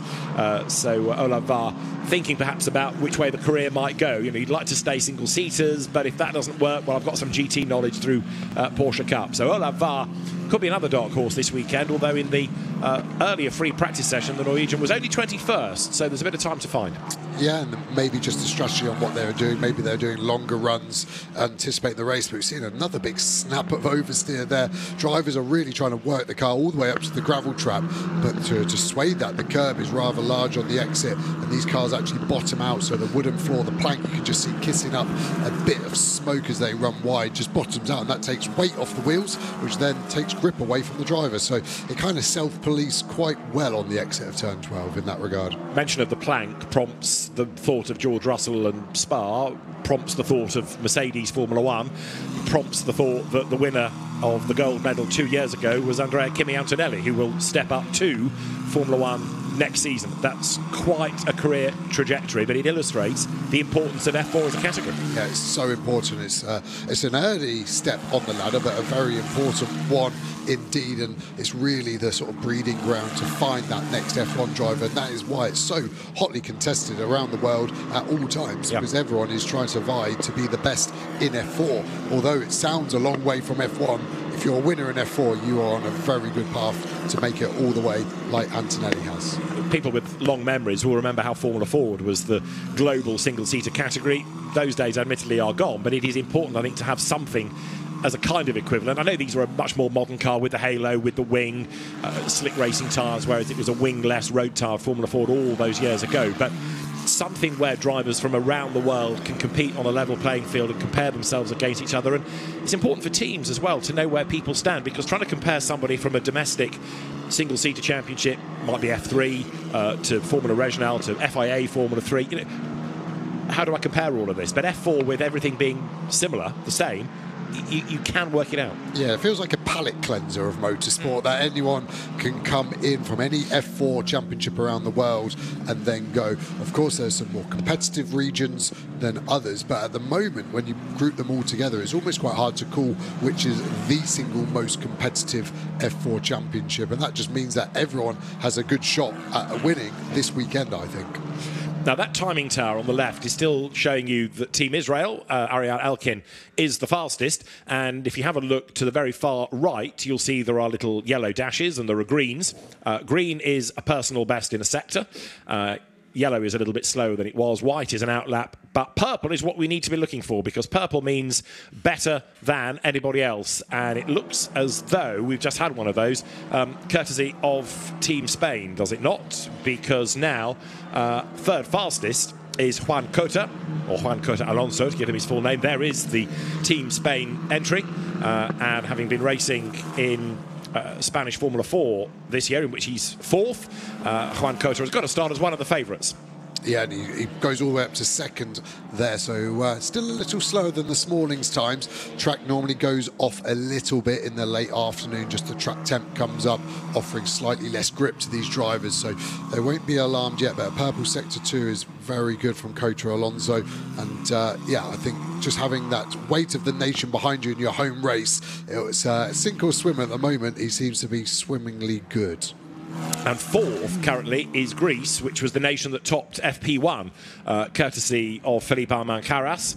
Replay here of Juan Cota bouncing it over the curb and reaching the gravel, but getting away with that more or less, but he will have lost some time on that lap. Yeah, a huge amount of understeer coming on the exit there. Normally these cars rotate well. As soon as you apply the throttle, the rear tyres spin up, which lets you rotate the car and not understeer off into the gravel. But he wasn't the first there. You can see some other tyre marks, in the gravel trap. So obviously looks like it might be a bit of an issue there. We need to keep an eye on the exit of turn 5, that one. So all good at the moment. You can sometimes pick up a punch, you get a bit of gravel stuck between the tyre and the rim, and it lets the air out. You can see the smoke coming across the track in sector 3 from the drift there as we drift out of turn 12 with Cota Alonso.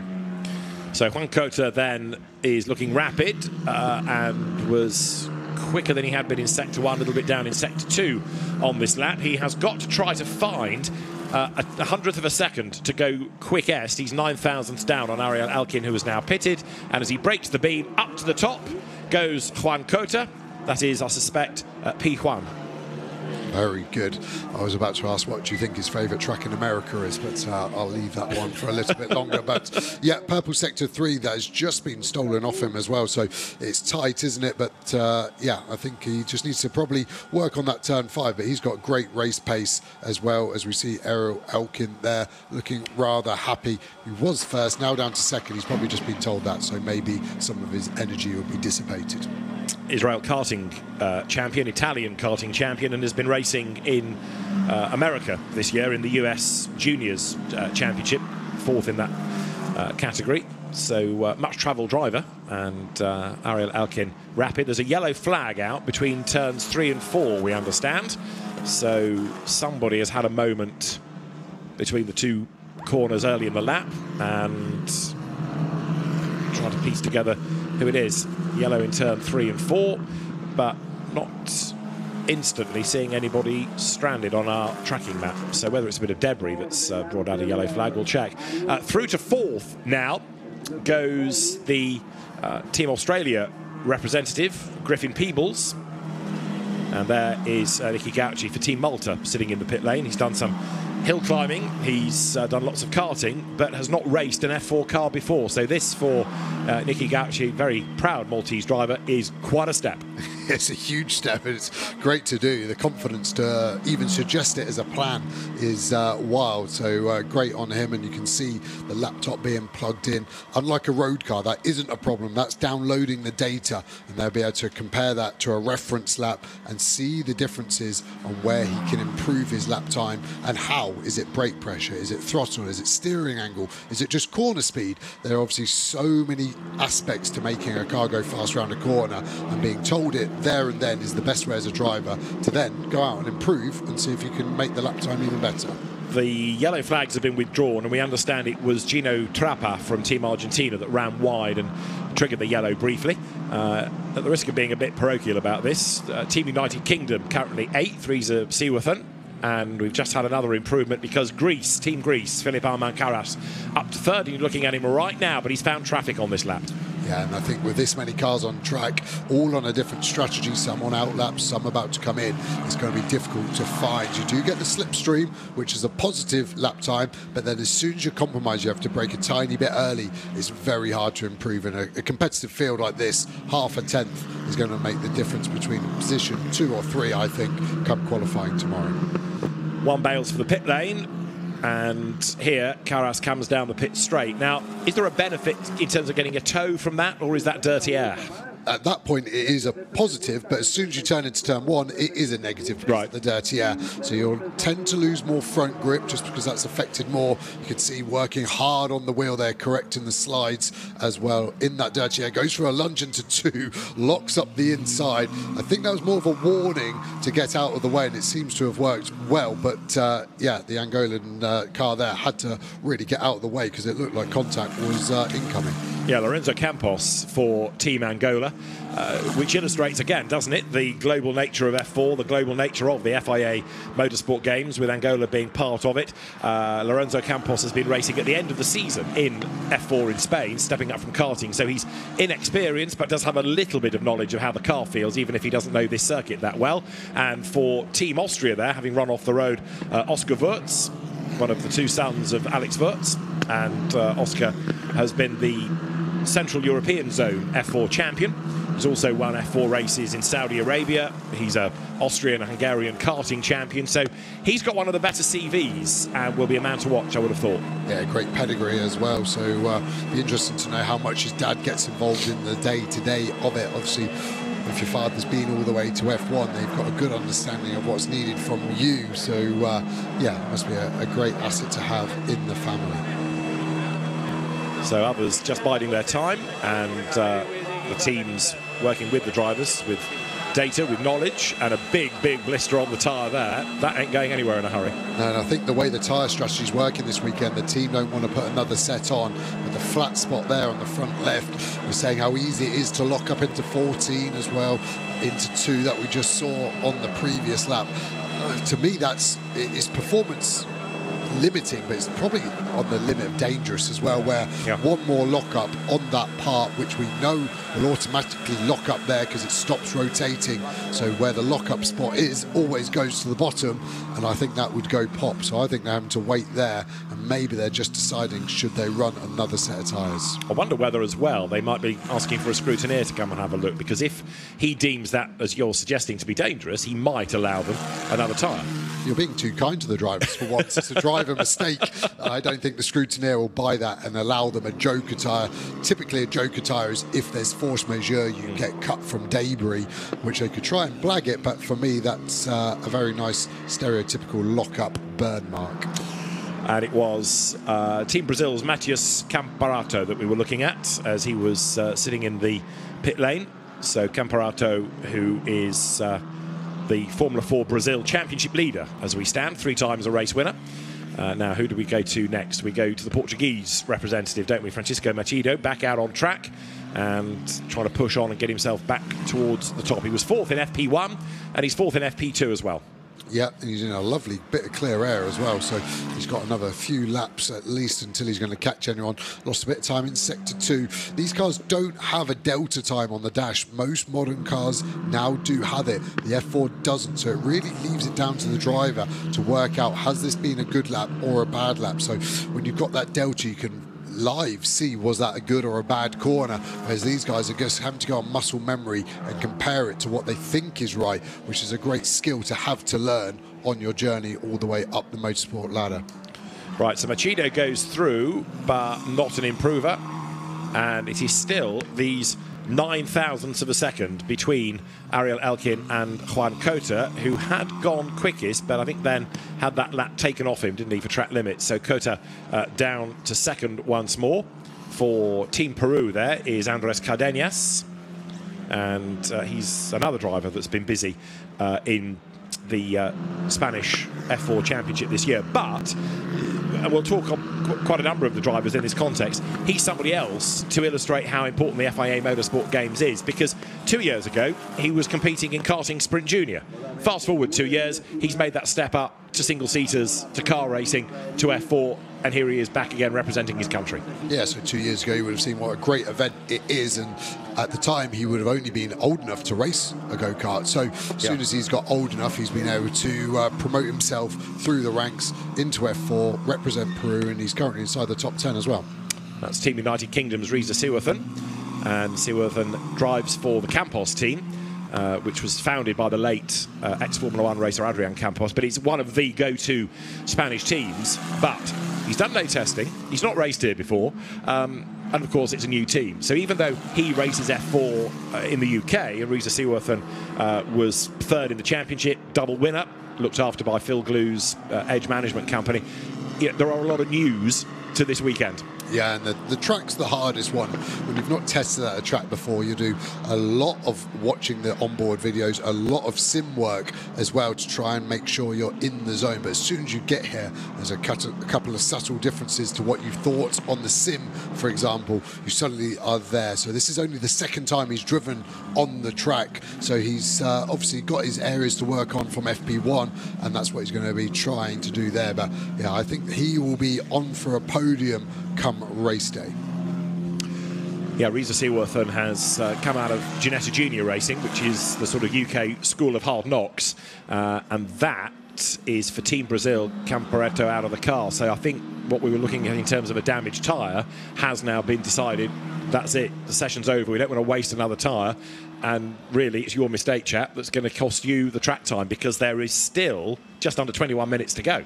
Yeah, I think it's more than one. I think we can see the one there, and there's also a picture being taken. You can see the construction of the tyres. A great illustration, isn't it? It dissects it quite nicely. The rubber on top into the construction material, a bit of Kevlar in there, then into a sort of a conveyor belt material, and then the air. And when you can see the air, it doesn't normally stay in there very long, as we see Malta getting out as well. So it's almost like these two 45-minute sessions have been a bit too long for some of these drivers and tyres, and it's a hard strategy. Do you use another set of tyres to get some more laps in practice, but then limit your performance capabilities in qualifying and then the races? And most teams, I think, are saying, no, drivers, you just need to hopefully have done enough in the time we've given you to be able to do the job we need from you in qualifying.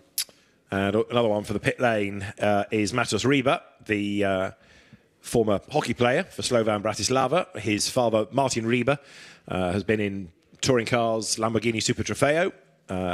Riba translates as fish, hence Brutal Fish Racing, the team that his father used to have. And he's been a karter turned F4 racer in Spain and Italy and Central Europe and the UK over the course of the season. So he has done the mileage. Yeah, I think it's going to go well this weekend. And again, just down in 14th at the moment. The problem is if you're parking up for the day effectively as a driver, you've got to sort of big yourself up and go, yes, I can do it, but it's going to be hard when you've got 13 cars that are faster than you in this session, as we see Siwathan. A bit of pick up on that tyre, so a bit of dirty rubber sticking to it there, looking to maybe clean it up, so next time he goes out he's going to have to weave left to right to try and get rid of that sort of build-up of excess rubber that feels like a horrible sort of squidgy nature. When you commit to a corner, you're not getting the maximum grip from the tyre you want. Team Serbia, another of the nations represented by Andreja Kostic, and he's been another regular F4 racer in the Central European zone, in Italian F4 and Euro 4, which is the German-Italian merged series. F4 was quite strong in Germany, then it really struggled, and so it's been kept alive with this Euro 4 concept, where it has a couple of 3 events in Germany and Italy as well, just to keep the interest level up within Germany and to keep the teams in operation as well. And it's been another successful concept, that. But Andreja Kostic comes out now from turn 11, makes the run to 12, and heading towards the end of the lap with still 18 minutes on the clock. The Formula 4 teams, just to make the point for their medals, will have the qualifying session Saturday morning and the qualifying race Saturday afternoon, with the medal-winning main race on Sunday afternoon. Yeah, seeing a big lock-up residue smoke there, just trying to work out who it is. I think it's probably car 11 there, the Portuguese entries. We see even more smoke coming from the drift. On the last lap, went under the radar a bit. Elkin, Team Israel, actually improved the fastest lap of the session with a 33.6 and is in a purple sector 1 as well at the moment. So Israel still pushing on pretty hard. Still slower than FP1 this morning, but only a 10th off now. But he's done another absolute best within sector 1 on this lap as Team Israel's Ariel Elkin, so he might yet be able to go faster. And I think he's okay in terms of track limit abuses. For Team Hong Kong China, Kai Shun Lu rattles it up over the curb, and he's heading up towards the end of the lap as well, coming now up from turn 5. But Ariel Elkin, in the end, down in 2, down in 3, so a slower lap.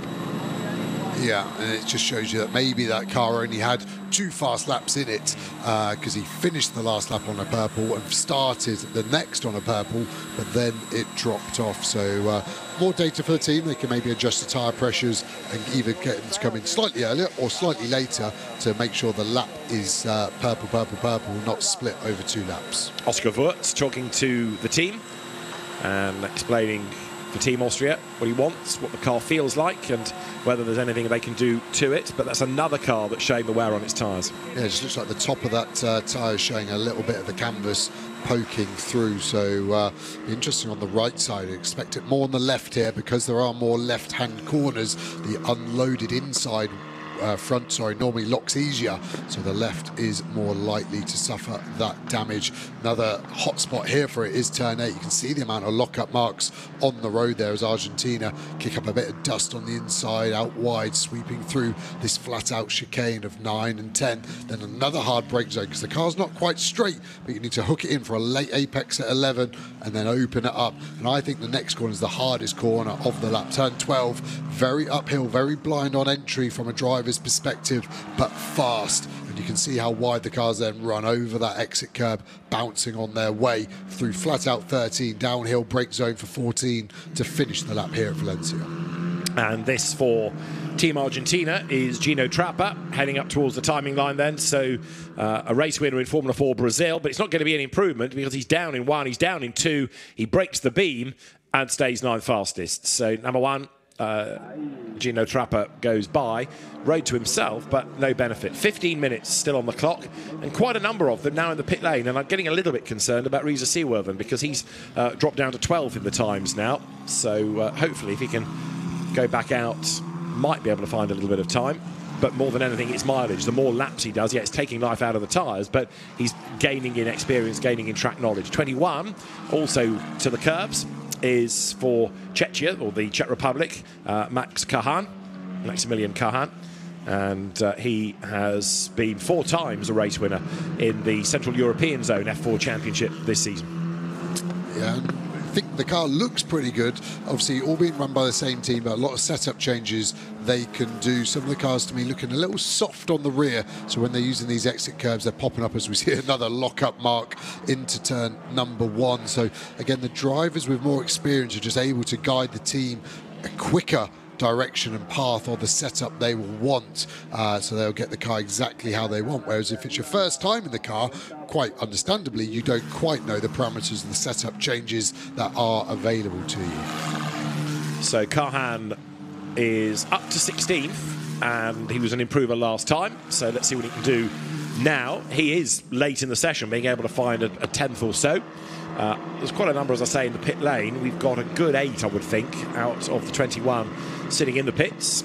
Others still circulating, but improvements fewer and further between. Ariel Alkin remains the fastest by 0.3 of a second, and it's the leading 8 covered by just under a second.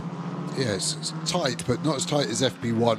And again, I think that's just down to people looking to save the tyres a little bit more, whereas in FP1, they would have been brand new and at their best. So, yeah, I think we're probably used to seeing normally the top 15 to top 20 in these F4 Championship covered by a second. And I think that's what we'll see in qualifying tomorrow, once they're all on the same age tyre again, brand new rubber.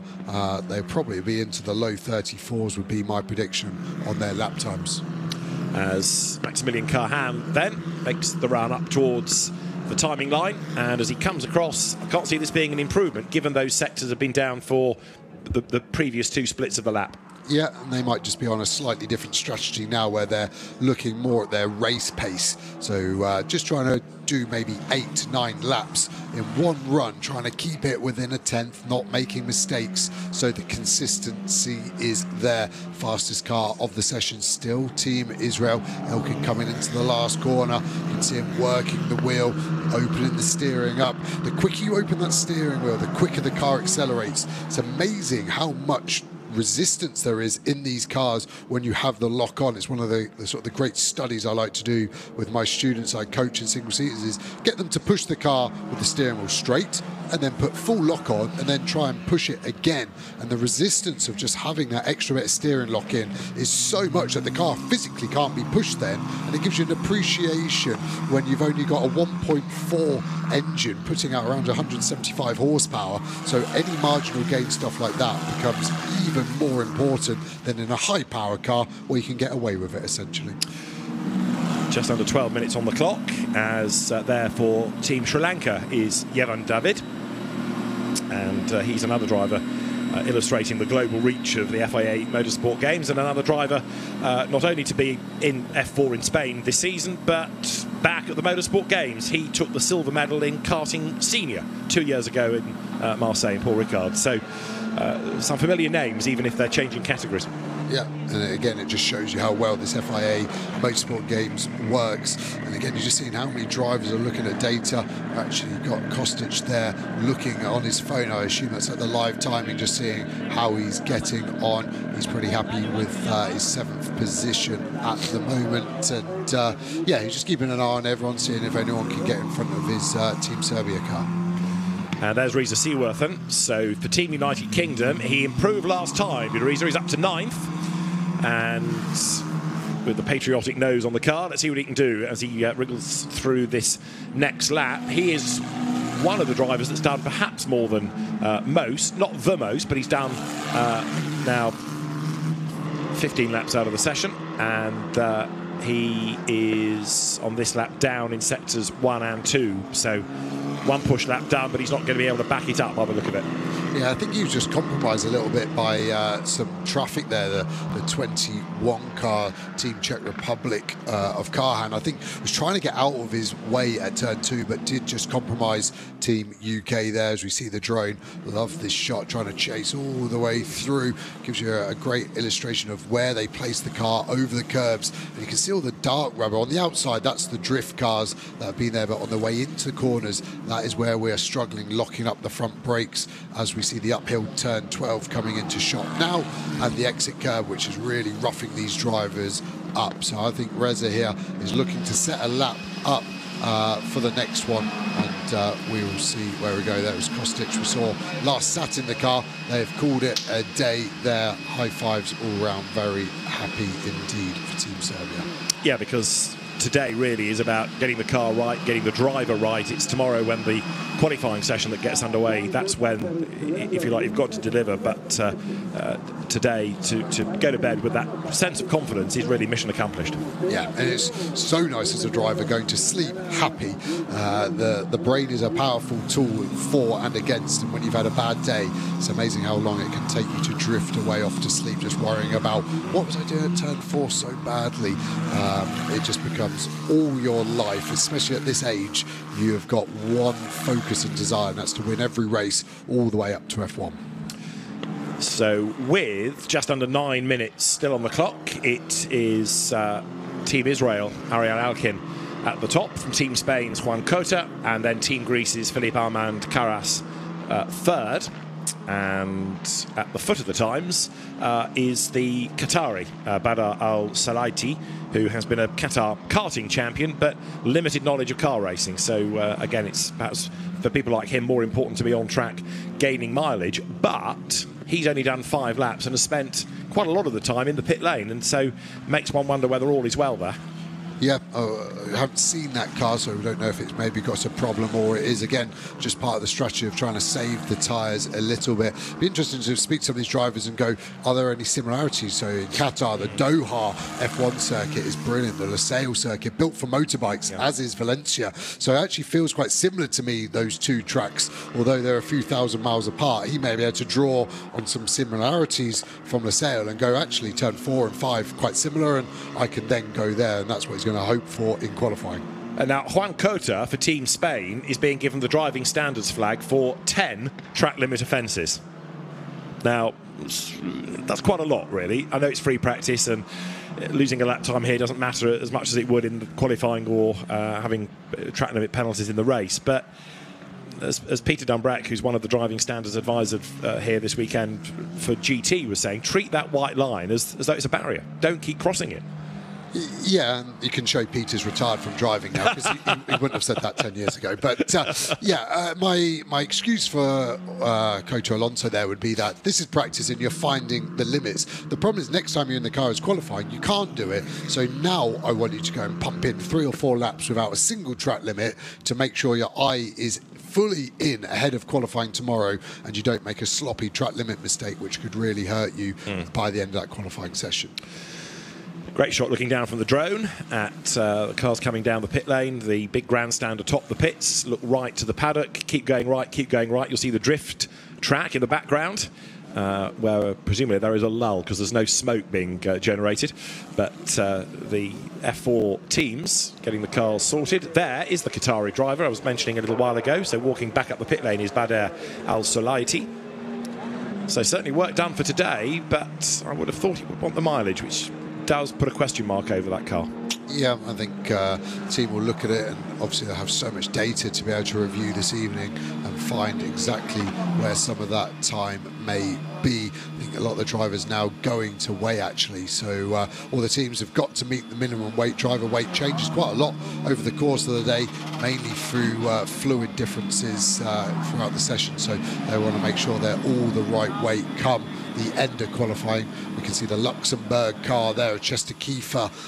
They've had a pretty good day. Just a bit of a debrief with the data engineer, making sure there are no problems. All the teams always like to ask the driver any problems with the car, because drivers have this amazing habit of going home and then the next morning going, did you fix the problem I had with the brakes? You never told me. You never told me. Ah, sorry. So that is the number one question to ask a young driver. Full of adrenaline, not always logic.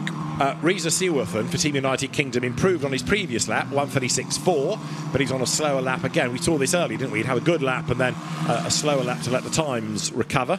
25 is the Sri Lankan driver Yevan David, and he is currently 11th, going quite nicely.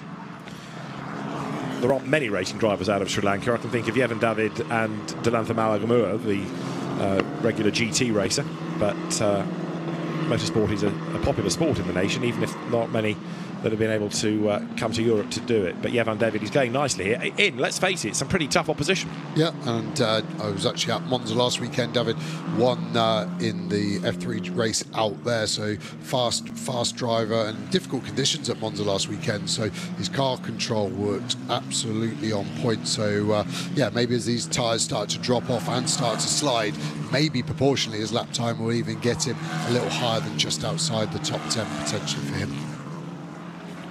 So Van David on a slower lap, but it's looking good for Team Israel, isn't it, for Ariel Elkin, topping the times by 0.367 of a second. Van David up towards the line and goes for the pit lane instead. So interesting to see whether with 4 minutes to go he calls that a session. I would have thought that will be it, really, because there's not a lot to benefit for going back out again.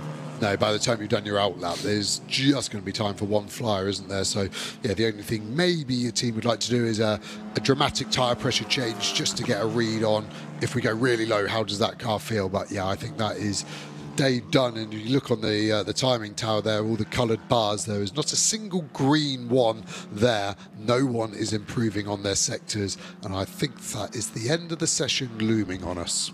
Yes, anybody that is still out there is not doing their tyres any good. It's one of those great quandaries, isn't it, of what you do as a driver, as a team, because people always want track time. We've paid this entry fee, we want all this track time, but then you don't use it. And so, because the tyres don't want to have endless laps taken out of them, you end up sometimes with a fallow track. But interesting that the fastest man in the session has gone back out. See, this is an out lap. So Ariel Elkin back out onto the circuit. And what he's going to prove by this, what he's hoping to achieve by this, remains to be seen. I'm just wondering whether or not you need to be on the track at the end of a session to be able to do any practice starts, which is about the only motivation for going back out, as Juan Cota, in contrast, has done. Bit of a sweat on as well. Ambient temperatures just about 20, but again shows you the physical nature of these cars. No power steering, no driver aids whatsoever. So a physical car to hustle around a tight, twisty circuit like Valencia, especially on the infield, as we see Carras out of the car as well, looking happy. All the team members, you can see everyone wearing their nation's colours as well. It's nice walking around the paddock and you can see who's representing which team, supporting which team, as we see a big lock-up from Team Austria there. So easy to do, and Wirtz really struggling to release the brake pressure and alleviate that lock-up. Yeah, so things going from bad to Wirtz for Oscar Wirtz. The Carras family, just going back to Team Greece, you've just been looking at Philippe Armand, his brother racing in one of the karting disciplines at the FIA Motorsport Games. So Team Greece keeping it in the family, as it were. Now, ŻYWO is up to the top 6. So he's the one, if you like, joker in the pack here, who late on is being able to find a little bit more time. And on this lap, he's done 2 greens as well. So another improvement is imminent, although he's up the curb coming through turn 12 there. But ŻYWO will be able to get certainly 1 more lap out of the session. He may not need it, because this might be the ultimate that the tyres can permit. Fights the car out of 12.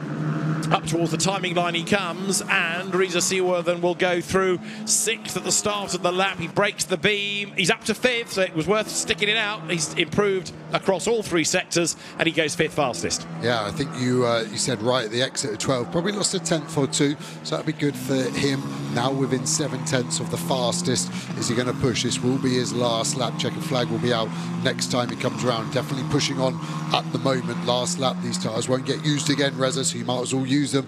They go in the bin, so make sure you extract every last ounce of performance out of them as he comes through sector 1 now. Is he green? Let's have a look as it pops up any second now. 36.3 last time by in sector 1. 36.2, 1/10 quicker. 6/10 is the delta over the whole lap, and he's just found one of them in 1 sector, so he's going to keep pushing all the way through here. I don't think he's going to get any traffic either as he comes into a big brake zone. Turn number 8, get the car in, get it out, open the steering through the fast chicane here, looking not to lock the brakes up, hard on the brakes for 11. Look into your apex now, get the car in, nice and calm with his hands, no corrections. So he's sort of read it pretty well there, coming through the end of sector 2 now. Is it going to be an improvement? Another green sector here. So this has got a chance, I think, to maybe, if it's perfect, get him all the way up to second, because the gap between first and second, 3.5 tenths, he is somewhere there. Third is most likely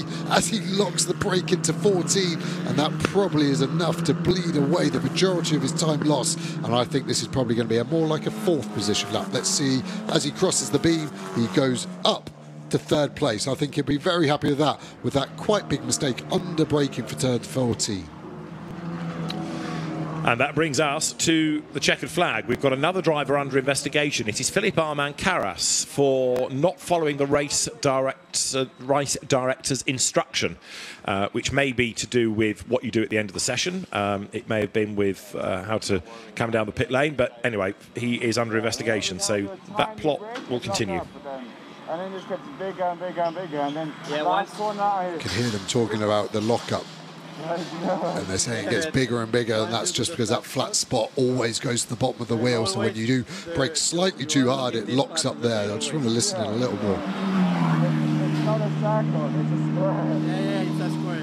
Yeah, he's backing me up with that theory that he now has square tyres, which I don't think are the optimal shape for a race car tyre. But luckily for tomorrow, you have a brand new set of Pirellis for the start of their qualifying session. So that qualifying is going to be really interesting, that's for sure. And the drivers coming then towards the end of their in-lap. And then we can have a look at the order. And bear in mind, it's not the grid, it is free practice, but it's been an interesting session nonetheless. And then compare and contrast how people have done today with how they get on in qualifying, which is a shorter period of time. So the pressure is on when they get on track tomorrow. And the qualifying session will be 8:30 in the morning, so a really different track temperature. It's going to be quite chilly.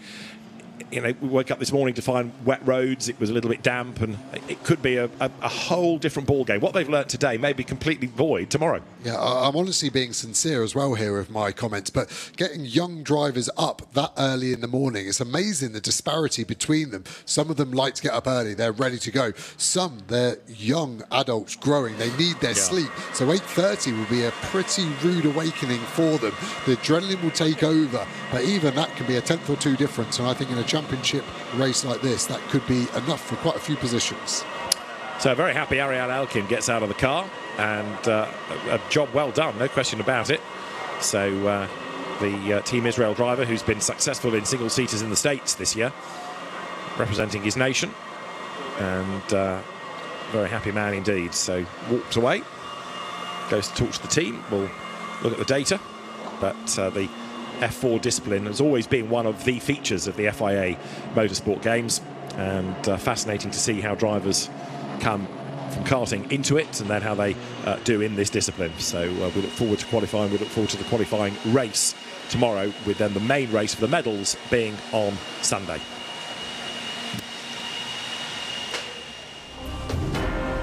So at the end of free practice 2 for Formula 4 within the FIA Motorsport Games, Team Israel, the fastest, Ariel Alkin, the driver, ahead of Team Spain, the margin being 0.367 of a second. United Kingdom up to 3rd in the end. Reza Seaworthen took 3rd ahead of Team Greece's Philippe Armand-Carras, Portugal's Francisco Machido, and then at 6th was Griffin Peebles for Team Australia. After that, 1 or 2 further down than you might have anticipated, including Gino Trapper for Team Argentina, only 10th, Oscar Wirtz and Matus Rieber 13th and 14th. More to come from them, one would have thought. And also, Matteo Comparato didn't do many laps, given that he damaged a tyre early on. Qatari driver, rounding out the order being Badr Al-Solaiti. So that's the order at the end of the second free practice session, and 8:30 Saturday morning is when they're back on track for the all-important qualifying session.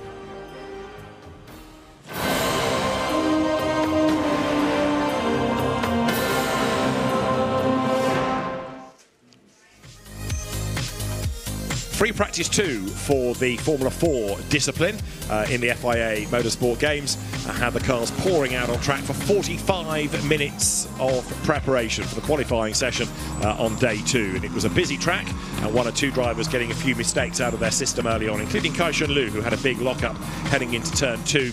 But he was able to scrabble his way around that, only to then run off the road later around the racetrack, coming out of turn 12, rattled over the curbs once more. But the driver from Hong Kong, China, able to regroup. He wasn't the only one in strife, though, because getting it wrong as well for the Slovakian nation was Matus Riba, and others were having big lockups elsewhere, including Philippe Armand-Carras, who was trying to get through the traffic and eventually rather monstered Team Angola out of the way. Reza Seawortham for Team United Kingdom was able to find some good laps late in the session, partly because the road was clearer as well, but Seawortham got himself up to 3rd for Team UK, as Oscar Wurz had a late session lockup for Team Austria, and he ended the session 13th fastest.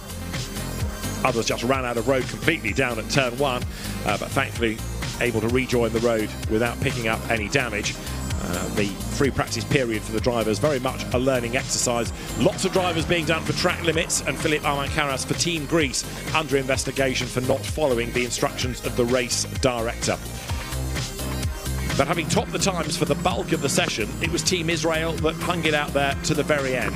Juan Cota was 2nd for Team Spain, but Ariel Elkin for Team Israel fastest by 0.367 of a second. Italy has hitherto dominated F4 in the FIA Motorsport Games. On today's evidence, though, it's going to be very different, as Israel tops free practice 2.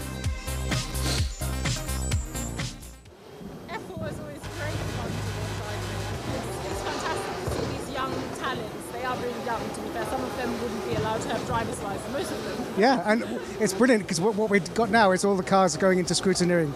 And my temptation is to go and feel the tyres, but that's just because I'm a bit of a motorsport geek. Obviously, David Addison and Joe Osborne have been explaining, all about the Formula 4 category, and at the moment Formula 4 is actually racing in esports, but we'll come to that in a minute.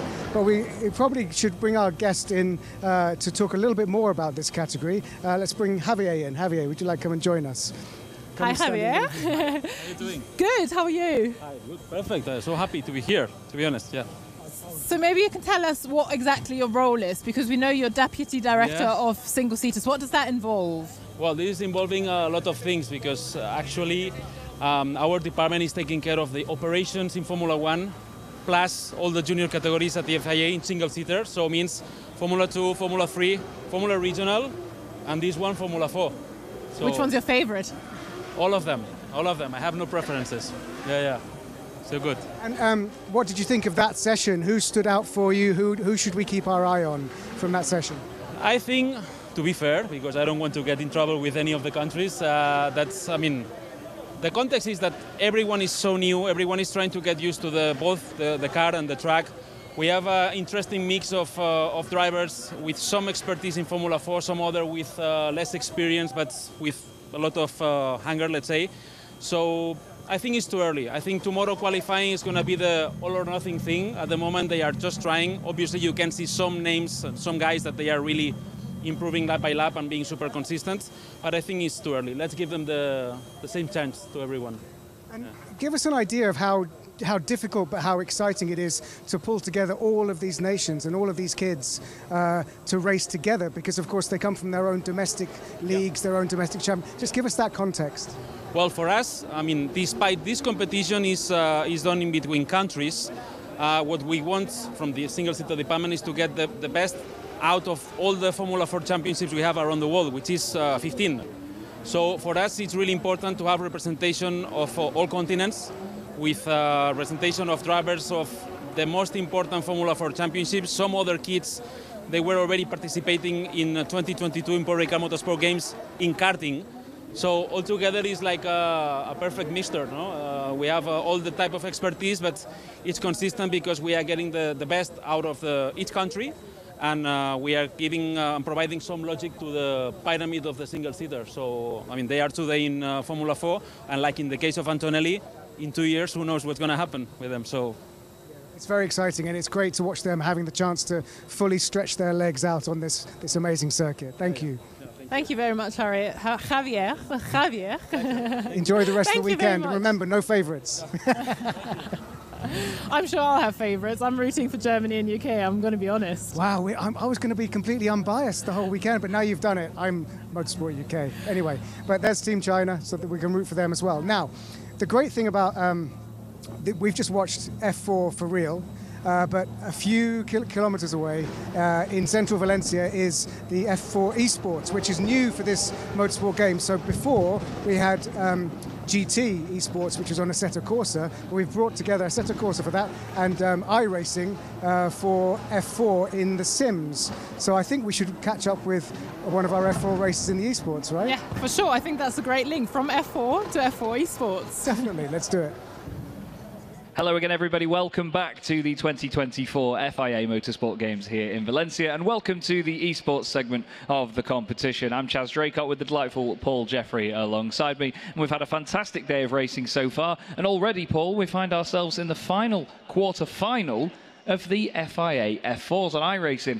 It's 15-minute races, so they've flown by anyway, but they've been massively entertaining. That was a sentence that was deeply easy to trip up over, wasn't it? The final quarter-final of the FIA Formula 4. Yes, absolutely. We've had a great time. It really has. I mean, we always say it's a great time, and frankly, it's our job to say it's a great time, but it genuinely is a great time. There've been some really fabulous races, and as you say, final roll of the dice for the Formula 4s in the quarter-finals at least. And race 1, borderline mayhem in a wonderful way.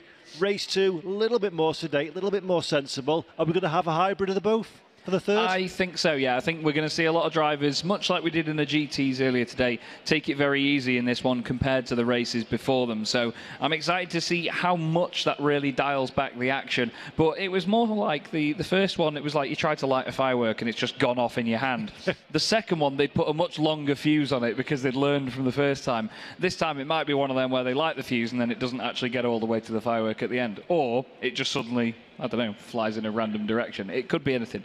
It's really, really exciting stuff with Formula 4s because, again, the theme of it has been they're not the fastest things in the world in a straight line. They barely exceed 100 miles an hour down the Kemmel Straight, but the slipstream effect is huge. We saw it at the end of that last race there. We had an onboard camera, and all of a sudden Spain and the Netherlands, every lap, they were just breezing past everybody as if they had an extra 50 horsepower in the machine. It was brilliant to watch, but it meant that the field stayed close together, and on the final lap of the race, the top 10 was separated by less than 3 seconds. It's just epic. That really is crazy, isn't it? It's almost like you can't fit 10 cars nose to nose in a 3-second time frame. It's probably because most of them were overlapping or flying over the top of the other one. They were over the barriers a bit, yeah. There's a little bit of using the full width of the racing surface and more, yes, some might say. But fabulous, fabulous entertainment. As you say, some really great performances as well.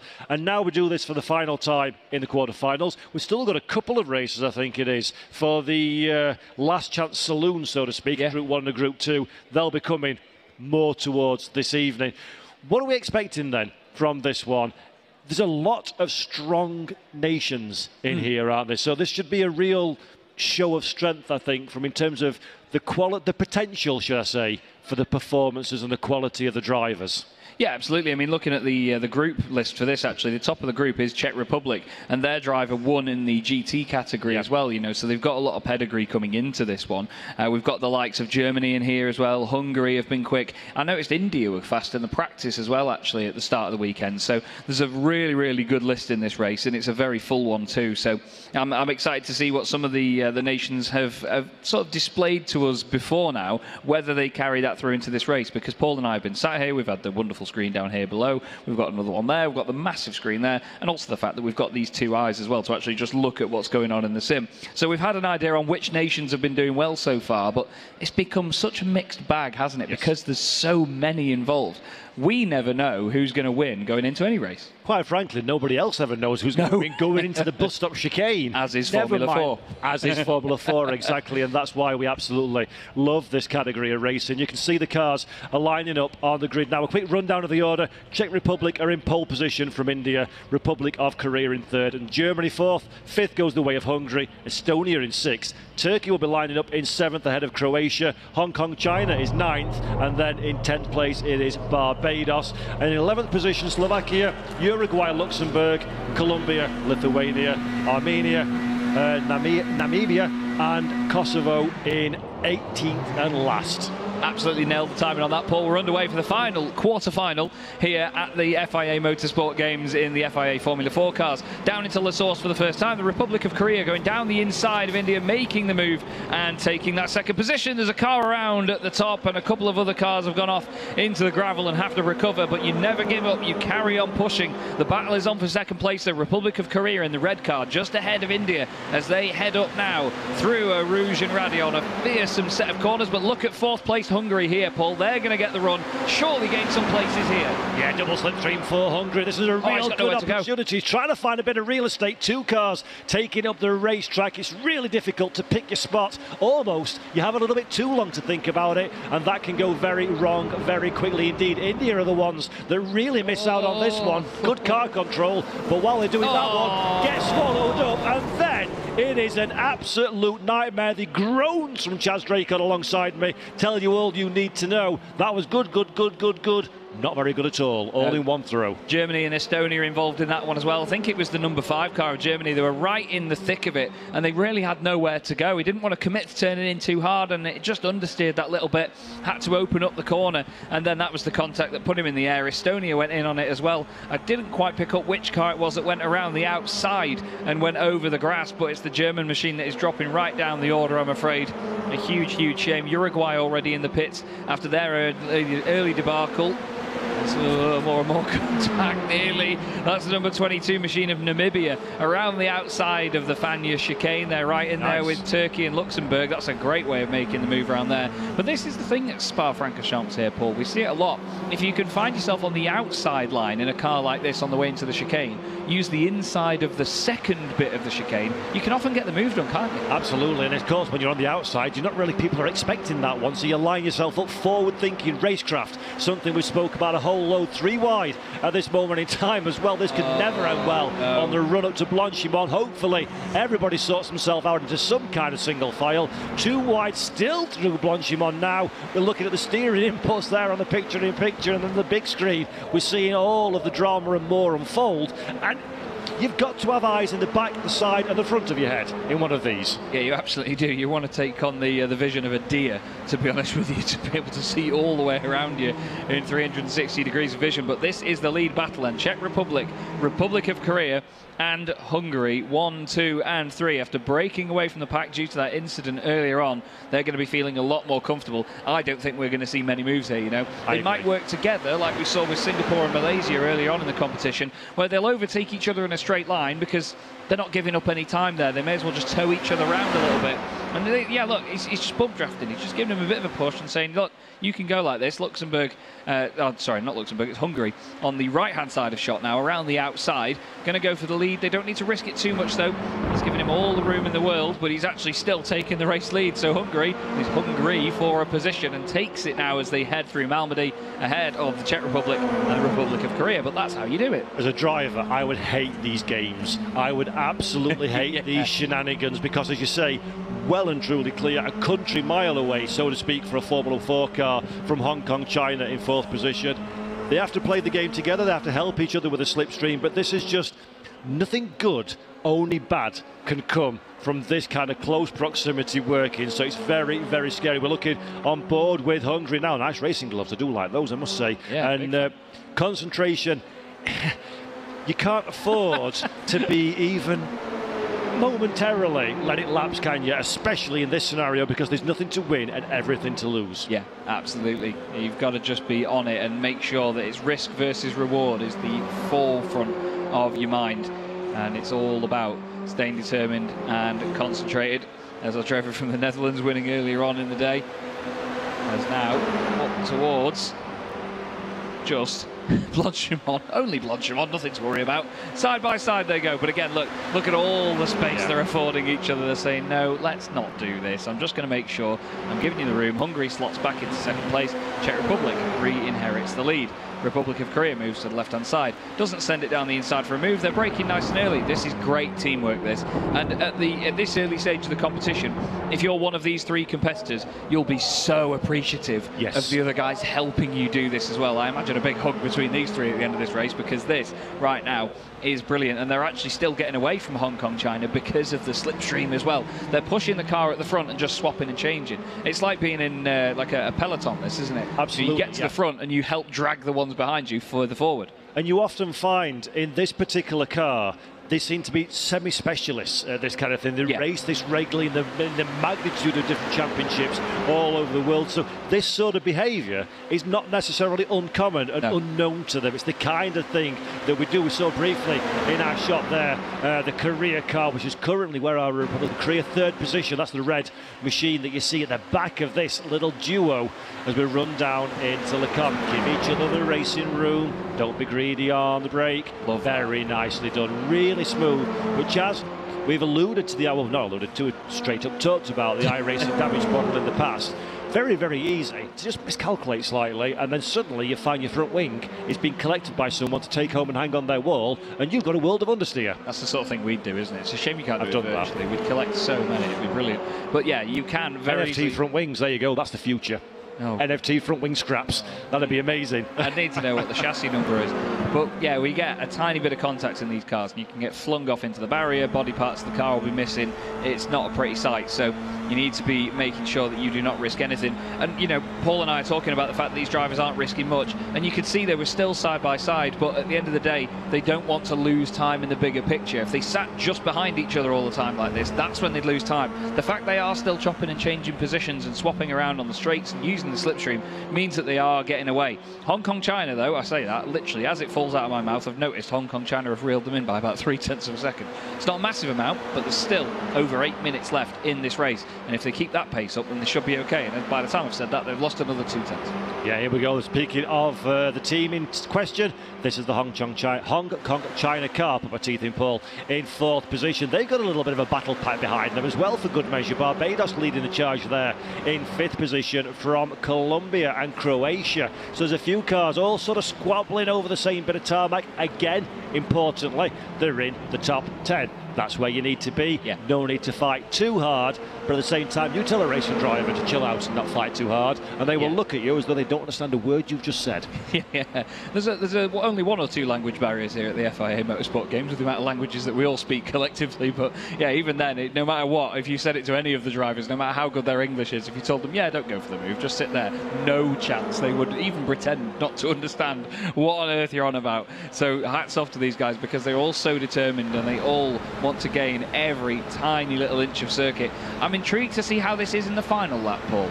Yes. Because on the results sheet is where it's going to matter more than how it matters now. They're getting away from the cars behind, but when it comes to who actually wins this race of these three in flying formation, they're all going to want to win it, but at the end of the day, they're not going to want to risk everything. So now Republic of Korea go to the front of the order. Oh, there's a bit of a check up though, and the Hungarian car nearly gets rear-ended by the Czech Republic machine. You can see they've lost a bit of momentum as a result of that. But it's still very, very close racing all the same. I'm enjoying this. This is a great, great chase. Yeah, nice show of formation flying from these front three drivers. Another 1/10 of a second in the first sector that the Hong Kong China outfit has managed to close the gap down in fourth position. So they're still working, punching the hole in the air for the chasing pack. And of course, they're going to need to start playing a little bit of this swapsy game as well if they want to try and improve their slot in life. But look at the Barbados entry at this moment in time. Fifth position for that car. Really good opening start to this race. We've lost a couple of drivers as well, as you can see on the timing tower there. So no less than 5 cars, in fact. Lithuania are the last car that's just gone down pit lane. They've not filtered to the bottom of the timing tower yet, but they're now a DNF, which is a real shame for them. Yeah, India as well, actually far down the order there in car 39. They started second on the grid. It's a massive shame to see that they've dropped down that far. Just looking at the others as well, Germany started 4th on the grid. Uruguay started a little bit further down. Slovakia were with them as well on the same part of the grid, which makes me think that that's probably what the drama was at the very first corner. But the likes of Estonia as well, also out of this race. a lot more attritional than we saw on a set of Corsa Competizione, Paul, earlier, just due to the style of the cars and the way that the racing works. You know, it's a car that, you know, you have the tiniest little touch and that is race over. Colombia in the back of your shot, just snuck past Barbados into the bus stop chicane, so that was a nice move for Colombia. They move up into 5th position. Croatia getting a bit interested as well. Yeah. They fancy their chances of doing a bit of moving and shaking in this midpoint. 5 minutes left to go on the clock, so not a lot of time left, Jazz, to wind this one up. And I think we're getting to that stage now where some of these drivers are going to be thinking, I've enjoyed playing, it's been nice, but actually, you know what, I want a bit of glory for myself. Yeah, can you all now go away for lack of better words? Get out of the way, just let me go about my race. Croatia now with big pressure from behind from Turkey. You've got to be careful of track limits there as you go up over Erosion Radion, because you can easily just misjudge that curb on the left. And if you take too much of it and over the white line, then that is it. Track limits will not be your best friend.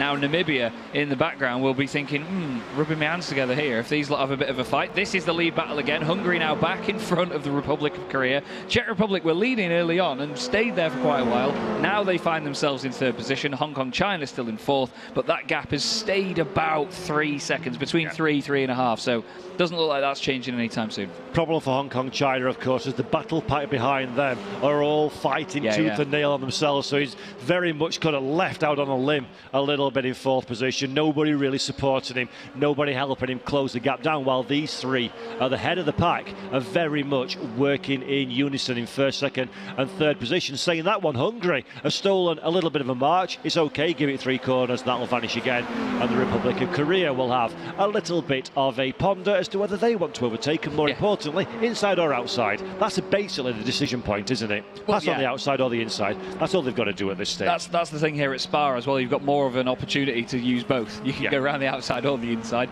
or even with these 3-wide slipstreaming that we saw before, you can go for the middle as well, just go through the middle of your 2 competitors. Over the top, some of the drivers have tried, but that's not worked so well. Some of them have tried, you know, they've thought, we've got halos, it's fine. But they've really gone for it like that. I was just going to say, actually, Paul, earlier on in the day, when we had the GT races, this is in no disrespect to any of the GT races, sometimes you'd see a car at the front of the pack and you'd think, you know what, I'm just going to write that down because it's pretty certain they're going to make it through here. I don't dare start writing this down because these 3 are all going to be in different positions. The 4 cars in the background are going to be in different positions as well. Hong Kong, China, Colombia, Croatia and Turkey, they're all going to change around before the end of this race. 3 minutes left on the clock here at Spa-Francorchamps and somehow at the same time at Valencia, and we have just 2 laps left to go here in this 3rd and final quarter-final here on iRacing. Yep, there's one thing that's certain about this race is that absolutely nothing is certain about this race, apart from the fact that we've got a few DNFs. 13 cars left in it, so India, who had all the problems in the world at the start of the race, they're not a million miles away from that top 10. Stay in it. You said it right from the beginning. We had the accident. Stay in it. You've got to be in it to win it, and I think that's the big thing. There we go. Big cheer. Remember the cheer that we said? You're on the cheer cam. Go, go, go. Fantastic. So, whoa, on the grass there to the left-hand side. Was that the Czech Republic? Yeah, they're taking to the grass. They were thinking, yeah, you know what, we're going to go for this. I don't think they know there's 1 lap left after this. He's gone for it early doors here around the outside into Les Combes. Before they get to Malmedy, he's already got the lead of the race. Republic of Korea hold on to 2nd position, and now Hungary are the car in 3rd. But you know what? I think that's where I'd like to be right now if I was in 3rd position, because you can sit behind the cars ahead, watch them battle over the final lap, up the run towards Blanchimont, send it. Yep, I agree wholeheartedly on that one, although I would be a little bit reluctant to think about doing anything in the sending variety. That's because you're a good driver and I'm not. No, I'm not a good driver. I wouldn't be in 3rd. I've been watching these guys as they lap me. Remember my new catchphrase, I'm not brave, I'm just stupid. Yeah, exactly. But look at this one. Czech Republic, I've got about a half a second lead over the chasing pack. Again, that one is going to go away very quickly, but it suggests we've gone from playtime to serious time now, doesn't it? Now we're starting to think about ramping it up a little bit. Yeah. And this is going to be very interesting because there's no need to do anything. But again, let's cycle back to what we've talked about many a time, the mental game. You're going to want to beat your rival because next time you race them, it's for real. Yeah, absolutely. Playtime is over. They've rung the school bell and now they're all trying to bring them in, but it's like trying to herd fog at the moment. So you've got Croatia now up into 4th position, by the way. They're ahead of Hong Kong China, so they've been reeled into that battle pack and that has switched around. But importantly, they're all getting away. These top 3 are getting further and further away from the rest of them. Hungary now back up into 2nd position. Again, not the most exciting thing in the world, because we know that counts for nothing with one entire lap of Spa-Francorchamps left to go. On to the final lap we go then here at the FIA Motorsport Games in the quarterfinals. Barney the flagman, the famous flagman on iRacing, waving the white flag on the start-finish line. It's the Czech Republic from Hungary, Republic of Korea, then Croatia, Hong Kong, China, Turkey, Colombia, Namibia, Barbados and Armenia inside your top 10. Looking a little bit safe for Armenia as well, actually, because they've got a good gap back to Luxembourg, but we've got one lap to go in the quarterfinals now, Paul. Yeah, it's been a slow-burning race, this one, but I do think these top three now are going to start ramping things up a little bit over these last 7 kilometres of the circuit of Spa-Francorchamps, one of the most famous and dramatic and exciting racetracks in the whole wide world, real or virtual, and it's certainly put on a show for us this afternoon as we run down the Kemmel Straight for the final time under racing conditions. A little look to the inside for the Hungarian car. He'll get the one done on the brakes, no problem, no drama. New race leader. How long for? We'll find out. Republic of Korea thinking, not sure if I like being in third position. Might start getting on my tippy toes, see what I can do about the lead. Absolutely, and now Hungary are going to be watching their mirrors, just trying to pick out what the body language is of that Czech Republic car in second place. Are they going defensive against Republic of Korea, or are they going to start to mount an attack? Because the worst thing now, to be that middle car, is on that run up to Blanchimont. You want to attack the car in front of you, but it's like being on the M6 and being stuck behind a lorry back in the UK, which happens too much. Is that car behind you could be the one to then try and move forward as well. You've got to keep your eye on the mirrors, run down to the Fania chicane. It could all change even here. Yeah, a little mistake there from Hungary, actually, which really sort of minimised their forward momentum. Not quite an opportunity for the Czech Republic, but it just goes to show now we're no longer cruise mode. This is a little bit more pushing, a little bit more dramatic. They're not going to be full beans. Any one of these three drivers could win, but all three will progress if things stay as they are. That's got to be in the back of the mind, even if you desperately would like that win. Yeah, absolutely. You can't risk losing it all now. You're right at the forefront of this. You have spearheaded this race over 4 seconds to the cars behind. Do you risk it taking the win and having the glory, or do you just sit back and qualify and have that as enough? Down the inside goes Czech Republic. Hong Kong, China are way out of this, but we've got Republic of Korea in second position now. 3 wide into the bus stop. They're trying it round the outside. One more corner to go. They've really sent it. They're 3 wide again. Is there the room? Look at that move down the inside. That is absolutely outstanding from Hungary. You do not do it better than that, Paul. Yes, that was absolutely beautiful. The cheer as well behind the wheel says it all. That meant an absolute load. We suggested during the race nothing matters apart from the final corner, and I think that just goes perfectly to show Hungary getting the job done, giving no room for response. That was beautiful. Close stuff at the e-sport. That was quite impressive. Yeah, amazing. Lots of nations to look out for there. Very close numbers between all these nations, and I think whoever sat in a simulator before knows this is not easy. No. It looks a lot easier than it is. Add in Spa-Francorchamps was one of the trickiest circuits in the world, but kudos to Hungary. That was amazing. And thanks very much to our commentators on that, which is Chaz Draycott and Paul Jeffrey. You can follow all the esports action all weekend as we build up towards the gold medals in esports, F4 and GT. And we are now stood in a little bit of a different corner. We're now not at the esports, we're at the track, and behind us are the rally cars. Yes, so this is the kind of rallying is a very exciting off-road sport, but there's also a lot of admin. So as you can see, there's like a million signs here in control. They regroup at Parc Fermé. The other side of that Parc Fermé area where the rally cars are, we're going to see some rally action soon, is the drifting track. And we just wanted to highlight one particular moment that we clocked a little bit earlier. You can still hear that they're still competing. And this is representing El Salvador. It's Nasser Arbali Urias in the Nissan 240 SX. And just demonstrating what a beautiful dance it is, controlling a drifting car. So that's very different from the control they have in the esports F4. Yes, for sure. One thing I find very funny about the rally stages is that we've got so many contenders here who are below 18, who don't have a driver's license. And with rally, when you drive from stage to stage, you need a driver's license, right? So they couldn't even be rally drivers. So that is exciting to know what spectrum we have of drivers. The key thing about rallying is that the cars have to be road legal. Yes. The driver and usually the co-driver, so it has 2 people in the car, and it has to be road legal, or they have to have a driving license. So anyone under the age of 16, 17 can only rally. And I think Estonia is a good place where people rally. They go there to do their rallying, like the rallying equivalent of F4. You've clearly got the ins and outs of this. I know this is one of your favourites. Yeah, so it is. I think you're an expert on that. Well, yeah, it's in my blood, really. Yeah.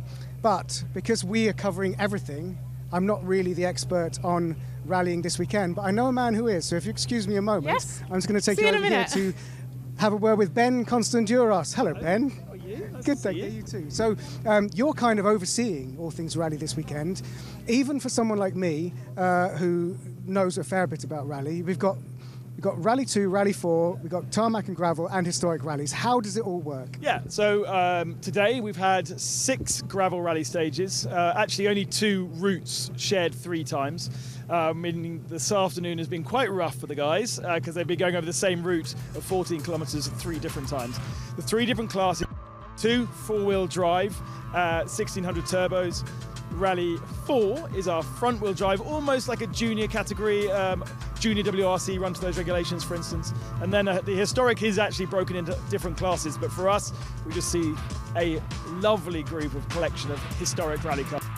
Today they race gravel, tomorrow they race tarmac. You can enter each individual day, or you can enter the whole thing and compete for the overall medal stage, which happens here on Sunday, which is a whole different beast, because that's kind of a weird rallycross rally hybrid where 3 cars go off at once. And just, nerding out a little bit, if you're doing both tarmac and gravel, how much time have you got to do things like adjust tyres, adjust ride height? Yeah, so today it's all been gravel. Tonight it's going to be great fun because they've got about 3 hours to change the cars into tarmac spec. It's exactly what we used to see in WRC Catalunya, so it's a nice kind of play of local Spanish to Spanish thing. But to do that, it means taking all the suspension, all of the diffs. Sometimes the gearboxes are attached to the diffs, so there's a huge amount of exchange from gravel to tarmac that needs to be done for those who have chosen to do that. As a country, you can also have 2 different crews doing it and represent your country. So Portugal, for instance, are doing that. I think they've got 1 car for gravel, 1 car for tarmac, but they can still overall compete. That makes absolute sense. Now, go and transfer all that knowledge and sit alongside David Addison up in the commentary booth, because we'll be listening to you very shortly. Some medals to give out this evening. Brilliant. Our first medals of the weekend. Thank you, Ben. And over here, Kayana has an absolute... Oh, mind your backs. Health and safety first. An absolute legend of motorsport. Emanuele Pirro is with Kayana. Yes, welcome. Thanks for joining us. Maybe you can explain... Be called an absolute good friend rather than legend, but that's fine. Okay, we'll call you an absolute good friend. That works. Maybe you can explain to us what your role is here at the Motorsport Games as an absolute good friend. Here I am in a single-seater committee as a chairman or president. So we do have, of course, a Formula 4 race, which is important. And I just wanted to come and learn, see, check not so much because I think they do a good job, but and also give a sign of presence from FIA to the drivers. The concept is new. I think needs to be supported. It's a super cool concept, to be representing your country. I remember, which is not happening in motorsport nowadays. No, that's true. But in my karting days, you were racing for your national team. So as a kid in karting in the European and World Championship, I was wearing the Italian jersey, and I felt super cool, like a football player somehow. So this is a nice concept, and I'm here to support. Yeah. Yeah, I can imagine. Is it quite impressive for you with all the categories as well? Is this a bit out of your depth because you've got so much different racing going on? Yes, it is, and shame on me, but this is my first Motorsport Games. There was one in Rome, the first edition, and unfortunately I wasn't able to go. So of course I heard and read and knew a lot about it, but to watch from real is something different. And I have been thinking, how can this event develop, and how can this event will be placed in the future of motorsport? And I told myself, today is Friday afternoon. Yeah.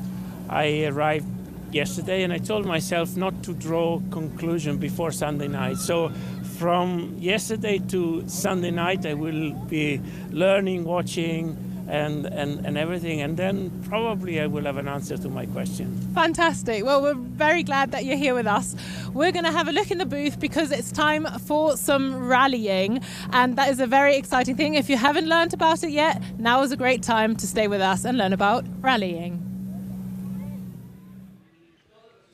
The first car then onto the stage is going to be Mexico. So Alejandro Mauro Sanchez works his way now around turn 14 of the permanent circuit, gets himself to the final time control, if you like. The marshals await, and he has had a decent day with thirds and seconds across the bulk of stages. Not a stage win. In fact, the dominant driver today has been Spain's Alejandro Cachon, who has been victorious across every stage. But in a moment, we are going to have the Team Mexico entry released. We'll look down from the drone.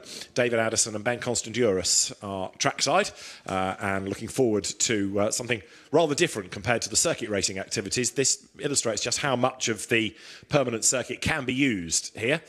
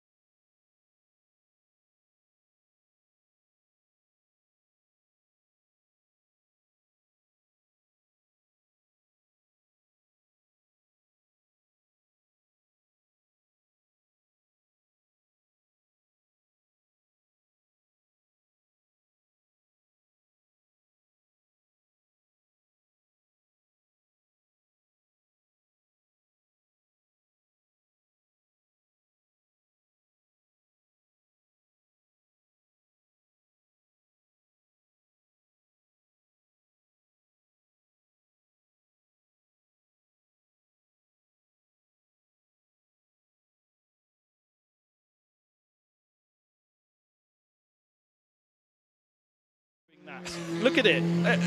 I'm surprised it hasn't buckled under. Yes. Look at touring car, it would have done, wouldn't it?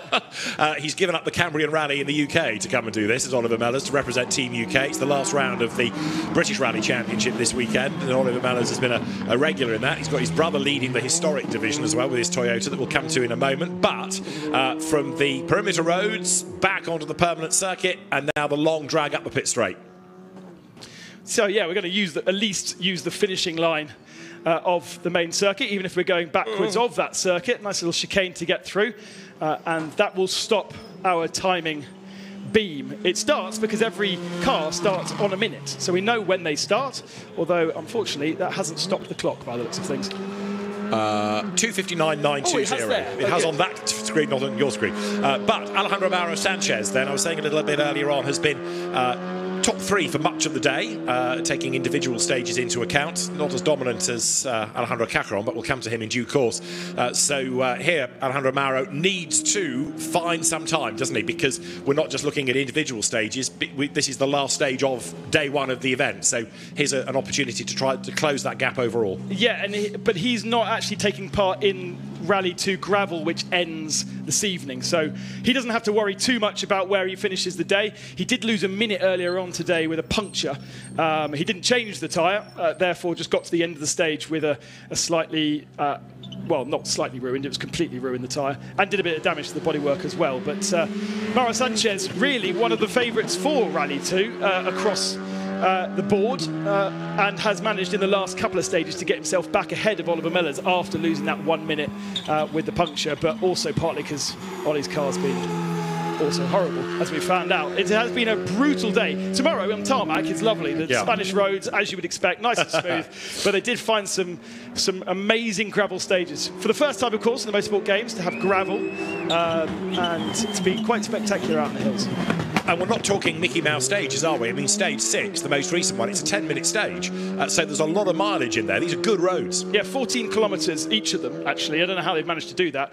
But that last one, the second one, is, they've been saying 3 passes of the second one was about the limit. They would need to have transferred to Dakar vehicles for a 4th pass. Right, now, this is Mauro Sanchez to see if he can go quicker than Mellers, and the answer should be yes, he does. So Mauro Sanchez does a 2:51.6, so he's over 8 seconds faster than Oliver Mellers. As we turn our attention next to the Qatari entry, which is Abdulaziz Al-Khouari. And it is now raining, so this throws another curveball at them, and those that have got through in the dry now have a completely different track surface and a much quicker time. It doesn't look like it's wet all the way around, though. Doesn't look like it's raining where we are. No, exactly. Well, the other part of the circuit, definitely raining for sure. Interestingly, on gravel days, you want to start lower down the order so that people have swept the gravel and the soft gravel away from the grippier, hard stone underneath. So those most competitive are coming later on in our running order, and therefore the track could be getting wetter and wetter. The gaps between our cars, not huge, but probably unlikely to change on a short 4 kilometre stage that we have here. So right now it is Alejandro Mauro Sanchez, 2:51.6 the best time. There is the Team Mexico car going through that final time control with the officials. Wipers on, but not looking as though they need to be on at the moment. I did see Sanchez have a wiper flick. I just assumed he knocked those on in all the busyness inside the car. But now the road here looks dry, doesn't it?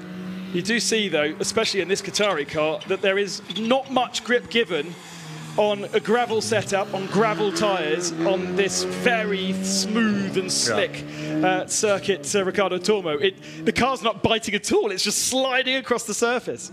It's great to watch, but it must be hell inside the car, mustn't it? Because it's just not doing what you want. And Abdulaziz Al-Khouari, he's no slouch, but these are rather different roads from those that perhaps he is used to in domestic rally competition, as he now with the Skoda accelerates up towards the chicane and then towards the flying finish. Double Qatari champion. He's been a WRC2 event winner in the past as well. So here's somebody that knows exactly what they're doing.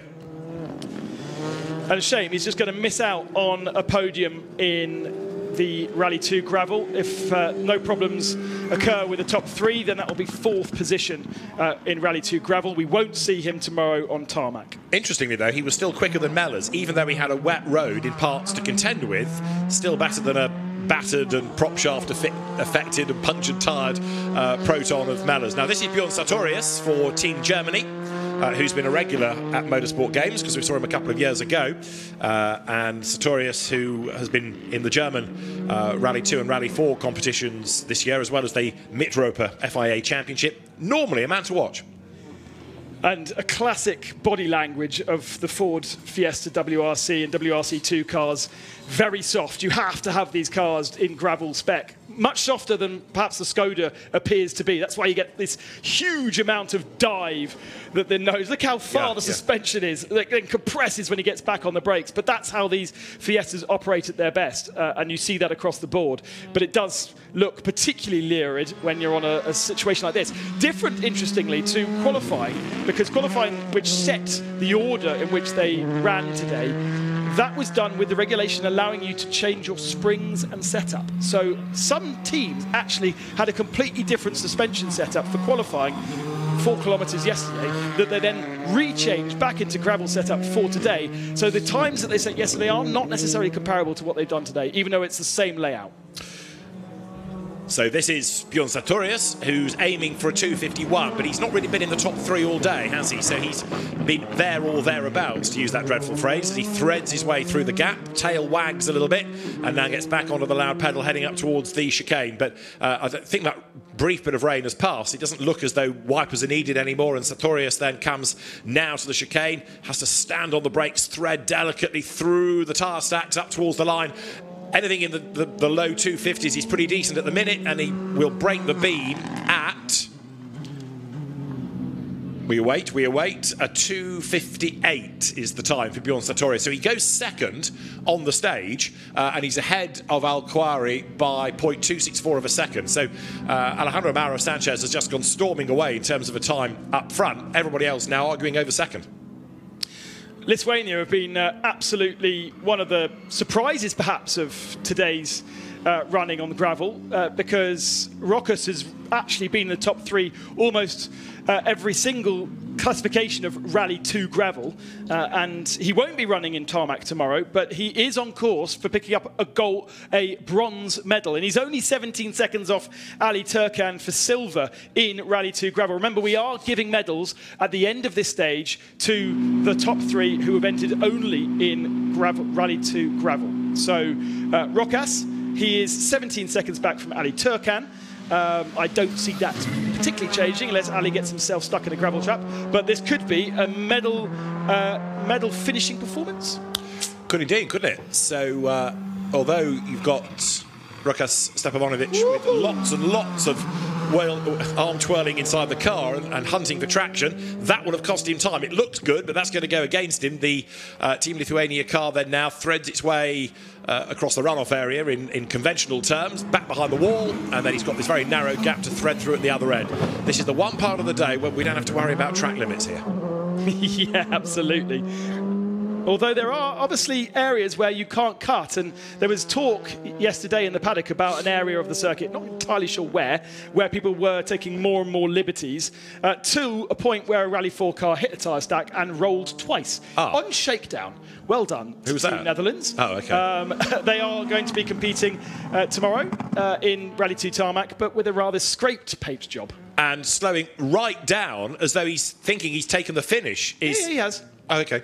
Sorry, I was looking at the wrong tyre stack, wasn't I? Yeah, there are 2 on the main strike. Yeah. So Stepanovicius takes the beam, goes second, in fairness, 2:54.6, so that's all right. Now, this is the man he's up against, isn't it? This is Team Turkey's Ali Turkan, Red Bull athlete, and another experienced and very competitive driver, and another of these nose-happy Fiestas. Medalist in Rally 4 back in 2022. In the front-wheel drive only car. He's really been in a Rally 3 ever since, which is a four-wheel drive car, but with less power than this Rally 2 version. And he's actually leading the Turkish Championship in that car against people in Rally 2 cars. So doing a really, really good job, but doesn't have the experience of Rally 2 as such. So hasn't been quite on the pace of the Spaniards who have dominated today, but has been comfortably sitting in that second position. Has a punctured tyre in the boot of that car that he got at the end of the first stage of the loop. But otherwise, the car looks really clean. He's obviously driven it well, and sadly not able to fight against Spain in both categories today. But he is on course for a silver in Rally 2, and he sits second in Rally 2 overall. But he has been a regular in the top 3 throughout the day, even if the pace hasn't been there. So he's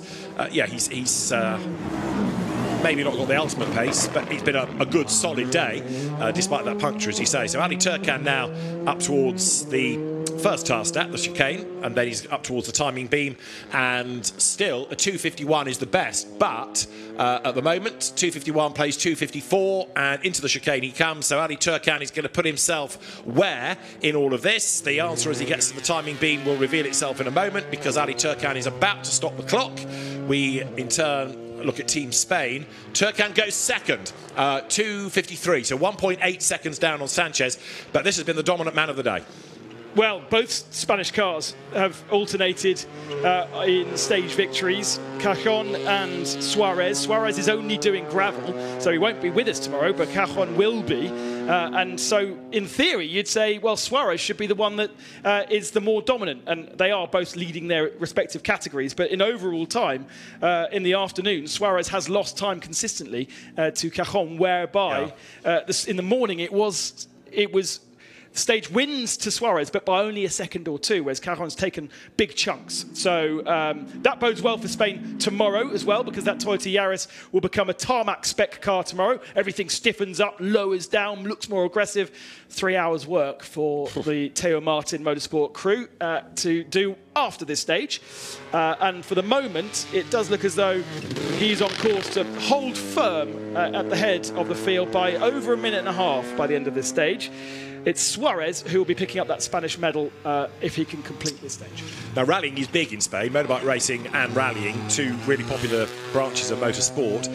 How much local knowledge is there for the Team Spain drivers on these roads? Well, there is a local rally based out of this circuit, and it does use some of the tarmac stages, but the gravel stages are pretty much new to everybody. And to be honest, they had so many different types of gravel and different types of road. It was a really epic kind of stage that they've managed to put together, because you've got some bits, as I said, that look like Turkey and Greece, and others that look like Finland, nice and wide.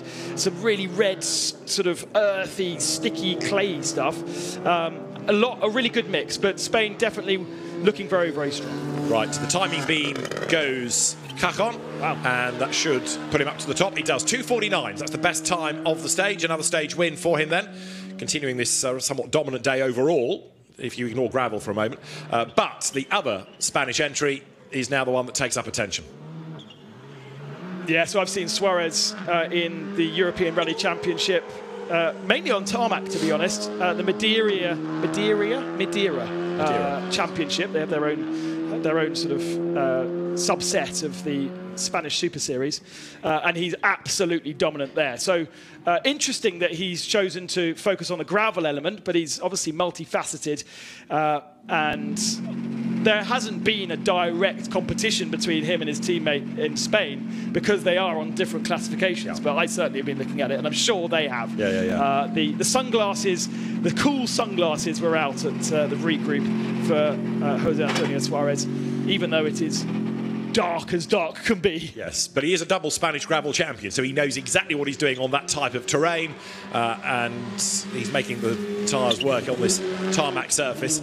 Very nearly in the gravel, knocks the cone over as he goes. What was I saying about track limits? Right now, pushing on, Jose Suarez, 3 times the Spanish Rally Super Championship winner, and making the car absolutely dance, coming up through turn 2 on the racetrack. What's remarkable about both Spanish crews is they've not used any spare tyres. I always have a quick look in the boot, and in these cars you can easily see where the 2 spare tyres are sitting, and they are fresh as can be. Everyone else has been scrabbling around with tyres.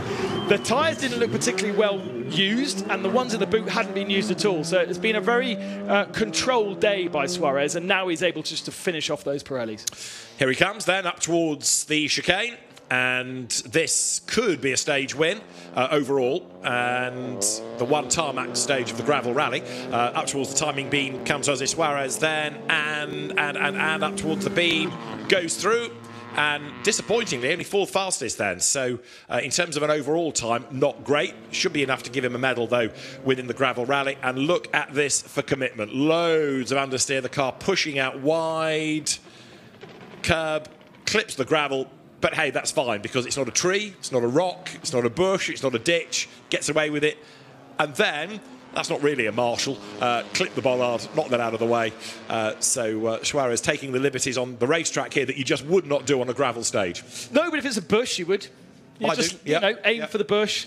You see so much of these cars battered and bruised. So that's gold then to Spain in Rally 2 gravel. Turkey gets silver, and Lithuania get bronze. In Rally 2, now we switch our focus, our attention, and also the way to drive a Rally 4 car, because it's front-wheel drive. And these cars are actually very tricky to drive, because you make sure that the rear tyres really don't do much at all. And they float around like your old Renault Clios or TCR cars, for instance. And it's all about momentum, isn't it? Because they're relatively underpowered, so you've got to try and drag everything out of them. The first car that we're looking at is that from Slovakia, so Martin Koci and Petr Teškinský.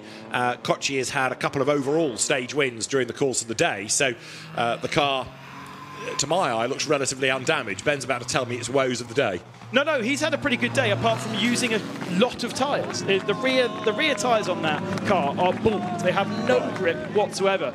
And he was the same at the end of his first loop on the third stage of the morning loop. He had no rear tyres, so he's been working really hard. But there we go. Jose Sanchez has taken a medal for Spain, and that's great celebrations. I'm sure that they will have many, many more to come, not least in rallying. Absolutely right. As I say, it's a popular discipline over here. And here, coming up then towards timing, is then the Slovakian entry. So through the chicane comes Martin Koci. Times, of course, are going to be much different from what we were looking at in terms of Rally 2. But that's not to say that the drivers aren't trying very, very hard indeed. So Martin Koci's time resets us, really, because that's now going to be the benchmark in Rally 4. 3 minutes 6. So, yeah, you're looking at times over 17 seconds down on a Rally 2 time. But that now is the time to aim for in Rally 4. Martin Koci then 3 minutes 6 seconds being our first Rally 4 time.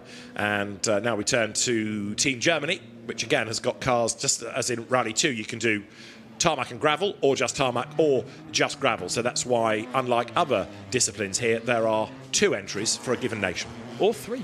Yes, sorry, true. You don't have to actually enter overall if you do the other 2, just to add complications to the mix. Or you can now enter overall and do all 3 days, but not enter the individual days competition, which is happening quite a lot, especially in historics. So Koci's main rival is Sergi Perez from Spain.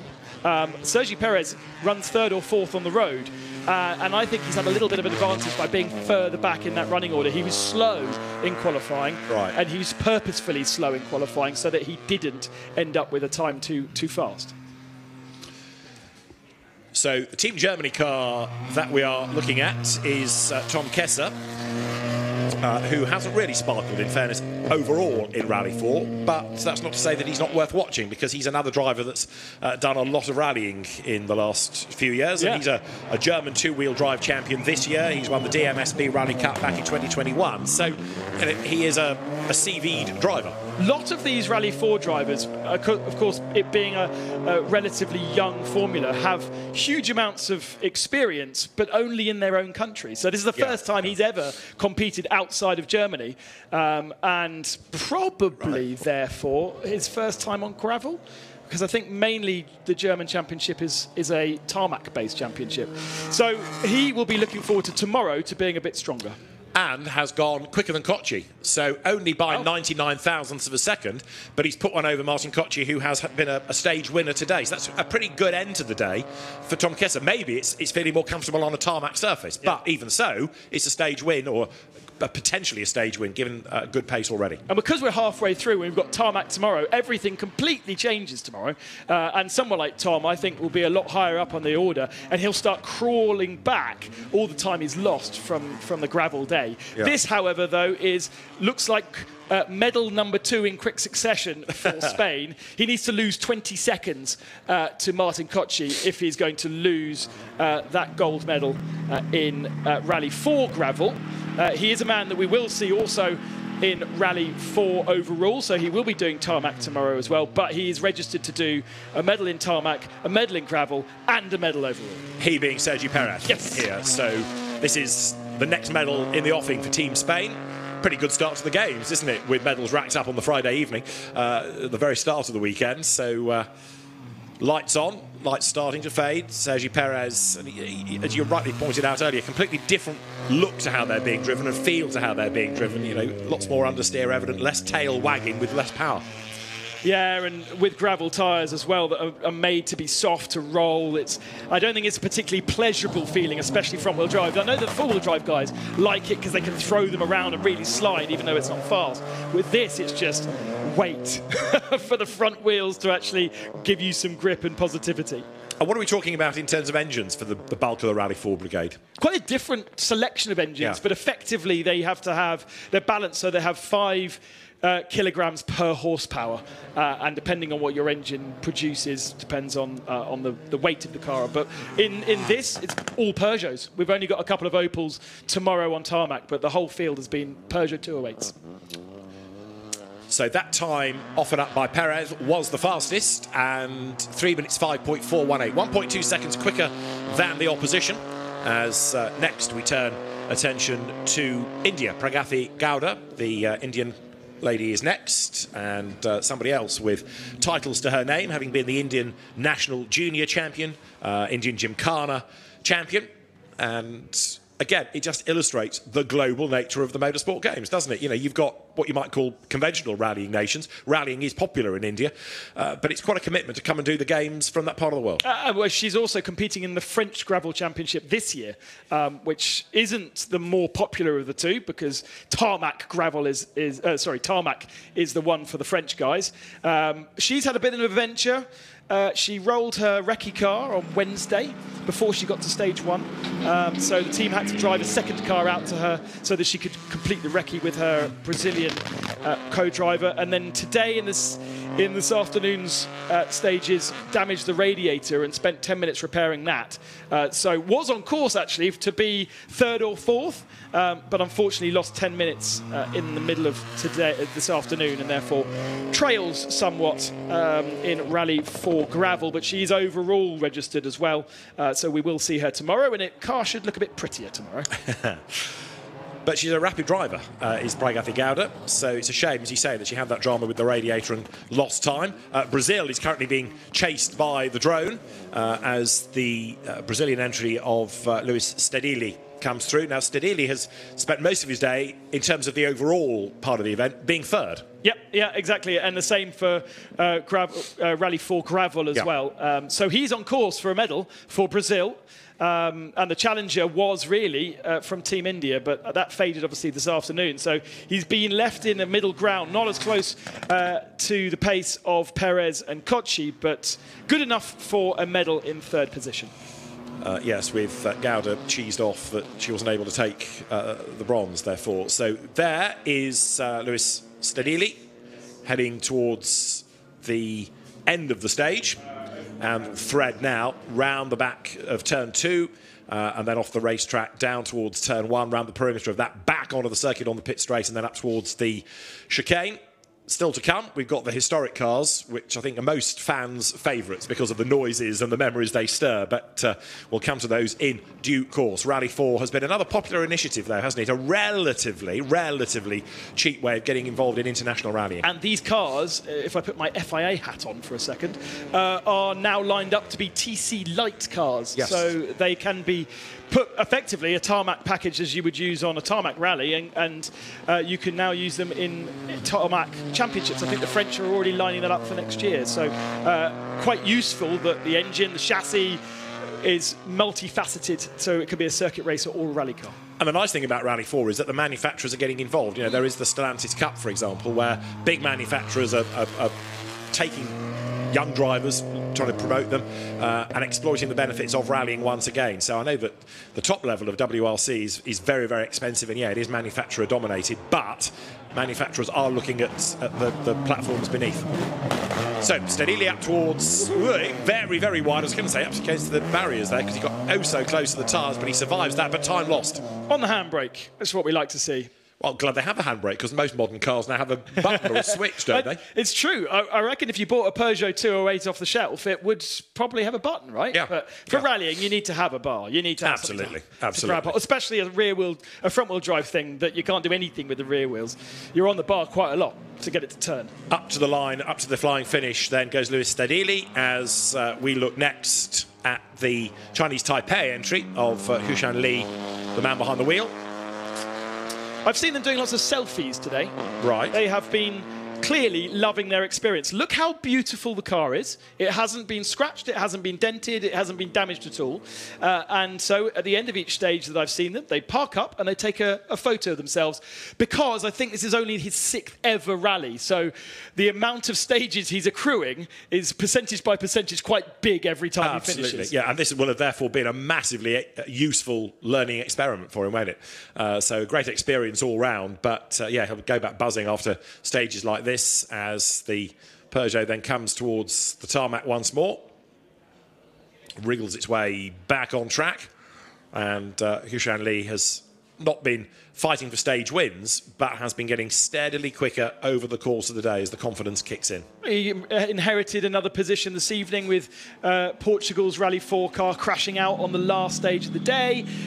By keeping it clean, by getting through the stages, he is moving up through the order. And the fields, the entries are such that if he keeps doing that tomorrow, he could find himself in a medal position.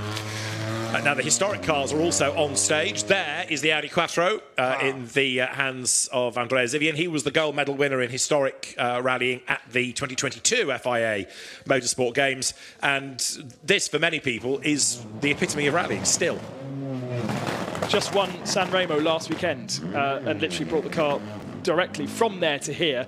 So it's sort of half got a tarmac setup still on it. Right. And so he hasn't had the funnest day on gravel, because he just says it's really hard to drive, to a degree that he also hit a rock on the left rear corner and bent the tracking arm of that rear left corner and got a puncture, and spent the whole morning with a car that was crabbing.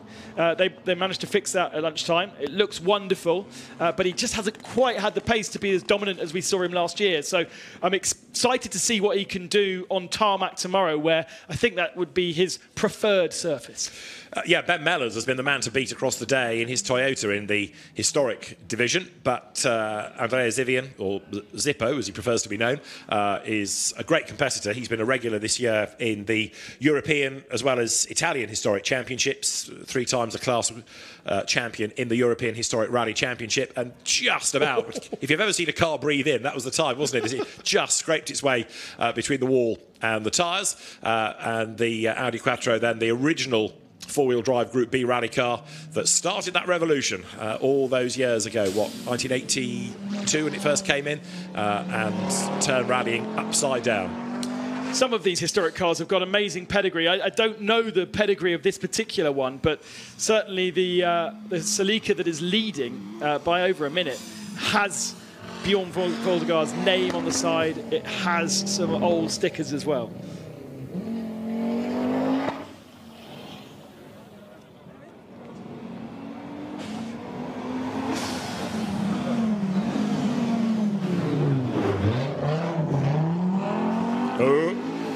He's outbraked himself, didn't get the corner, and time lost for Andrea Țiwian. Gets going, but time lost. It was great to hear the car. It's one of the best rally sounds, an Audi Quattro, but I'm afraid tiny little error, and Andrea Țiwian just losing a couple of seconds.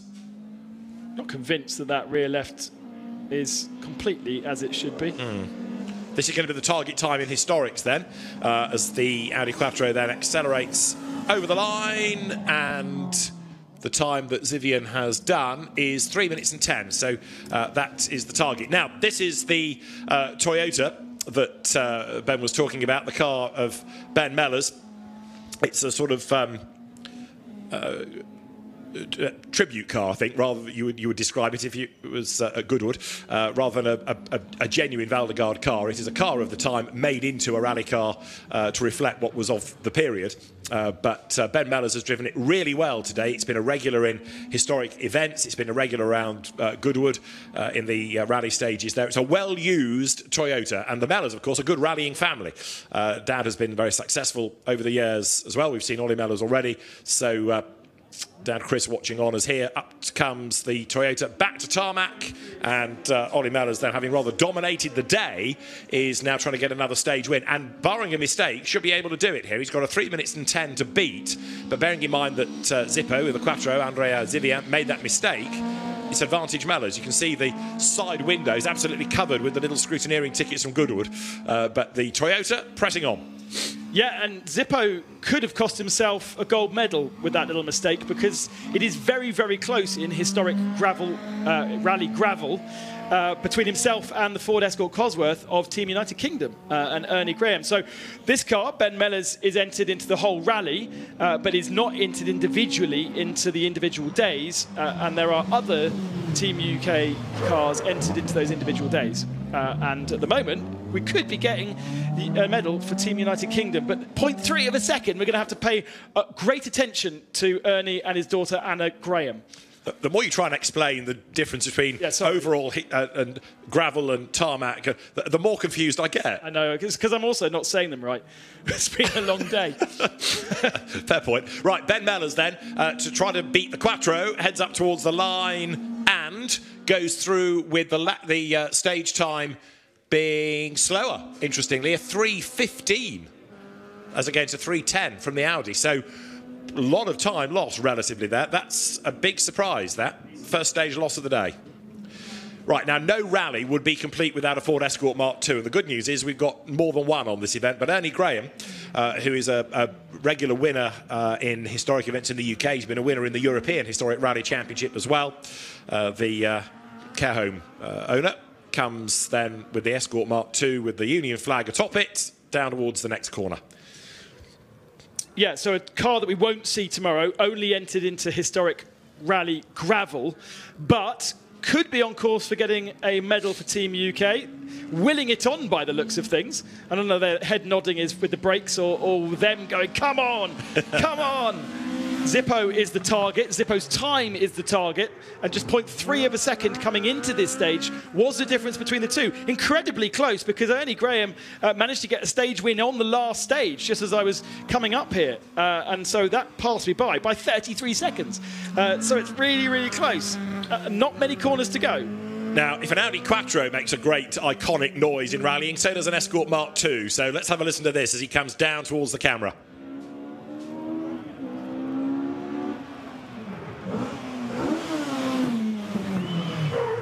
Squeal of tyres on the handbrake, beautifully done. This is a great run, isn't it? Yeah, I wonder whether ŻYWO had a problem with his handbrake, because we didn't see him do any handbrake turns whatsoever. But these latter cars have been able to rotate nice and quickly. The time really, really important here. One last hairpin to go. Is it bronze? Is it gold for Italy or gold for Team UK?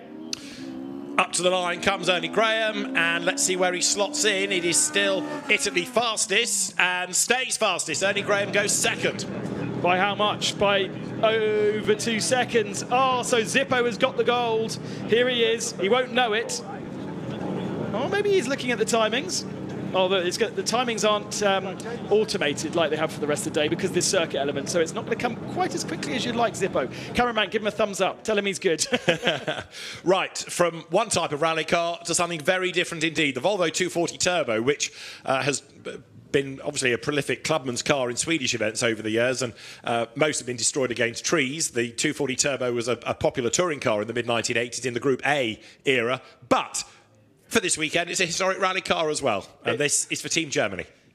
It baffles me that the choice of these guys to go out and rally this car. It's brothers in that car. Or no, is that another husband and wife? For Team Germany in the Volvo, it is husband and wife, I think, Siegfried and Renate Meyer. That's right. But that does not look like a rally car. That looks exactly like a touring car, like a road car. Well, I know they have to be driven on the road, but very standard. The amount of lean in it is there. He had an ignition problem this morning on stage one and spent 10 minutes parked at a junction fixing it. And ever since, it's been out on circuit and doing well and doing okay. Not on course, unfortunately, for a medal because of its 10-minute delay on stage one. But they have been having lots of fun. There's been lots of smiles from those guys. And as they come to the line, we switch to one of my personal favourites, this Alpine. Very confusing. There's a German Volvo and there's a Swedish Alpine. Why we haven't got a Swedish Volvo and a French Alpine, I don't understand. But here we go. Isn't this just a great-looking car? Even now, it still makes you look twice. And he's got light pods on. He's the first one to go on the light pods. You were allowed to do it, but nobody felt the need to. And that gets me extra excited because I love a light pod. So the Alpine is Kjell and Peter Fransen, dad and lad. So Kjell, who is 70-ish plus, he's the driver. Peter Fransen, his son, on the notes, and the Alpine making its way around the back part of the circuit in the fading light, flicks now to the left to go round the perimeter of the circuit, and the Alpine hard at work. Team UK celebrating, Ernie Graham draped in the flag, having had a good day. Yeah, that's silver. Sad it's not a gold, but just pipped to the post. A very good effort on that last stage to take 33 seconds out of ɁYWO, but ultimately a silver for Team United Kingdom. In the meantime, for Sweden, taking a very wide approach to the tight hairpin, is Kjell Fransen, who will now accelerate back to the tarmac. And a big gap to anyone around him. So sitting healthily in third position in historic rally. I feel as though this car will be better suited to tarmac tomorrow. I look forward to seeing it. But a lot of work, obviously, to do to get it transferred into tarmac spec for tomorrow. And all those big gaps could completely change again with Ben Mellers leading ຄໍand then Fransen in third. We haven't yet seen the bronze medal in historic rally gravel, and that who sits fourth in historic rally. We've lost a few cars though. There was a Swedish Volvo. There was a Swedish Volvo, a 544. Yes, I thought there was one missing. Yes. Yeah, and he parked up. Oh.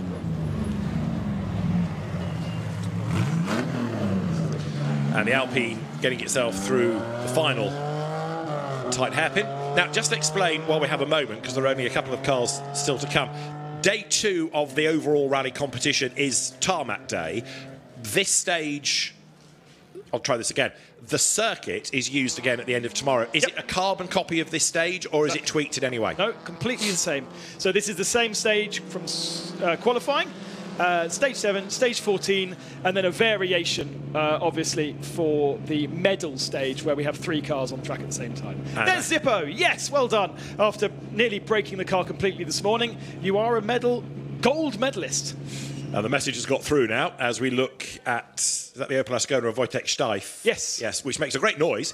And it's another unusual car. The one thing, of course, it's more common in historic than the other 2 categories is the difference in horsepower as well. Because, you know, you've got small engine cars, big engine cars, whereas Rally 2 regs, Rally 4 regulations are designed to have, you know, one standard kind of engine size. In historic, there's a lot more disparity. So maybe some of the reason for the change in order on this last stage has been that there are some cars that can just use all of that horsepower, because like the Audi, big powerful car, Opel Ascona, great on tight and twisty stages, is going to be a bit breathless here.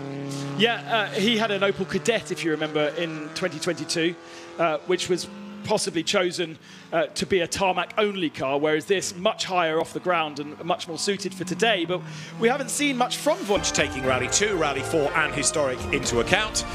Right then, let's try and unravel this. But the obvious thing is Rally 2 topped the times, and it is a stage win for Spain and medals for Spain as well.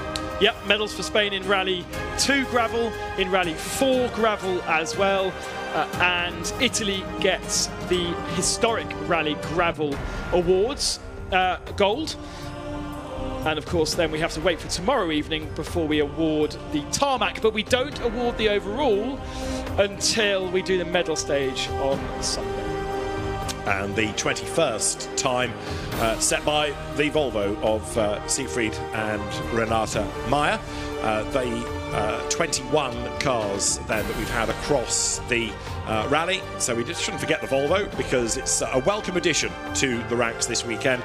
So for some, the rally continues. For some, the rally is over, but we've got another full day tomorrow. And more than that, we've got some cars coming in that we haven't seen today who are entered solely into the tarmac spec. So that's really good that we'll have actually a larger entry tomorrow than we had today. We had 28 cars today, and we're going to have 32 tomorrow. And a good half dozen that haven't yet participated. So the sun sets over the circuit Riccardo Tormo at the end of day 1 of the FIA Motorsport Games.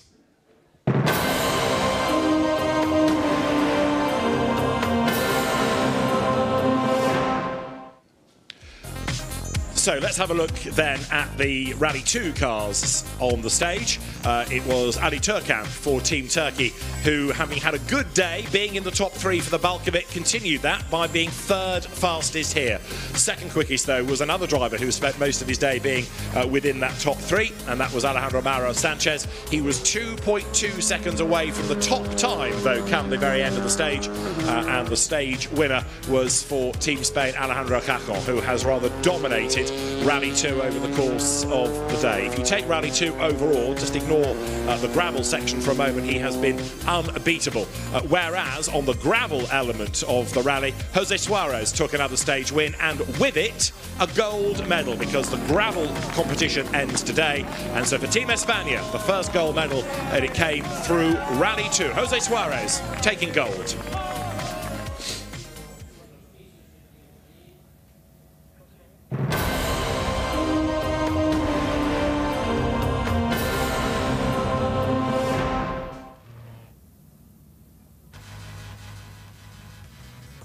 Spectacular, that is for true, as Pragati Gowda for Team India recovered after a damaged radiator to try to salvage a medal. It was not to be, though, and Martin Koci for Team Slovakia was one of the early drivers to set a time.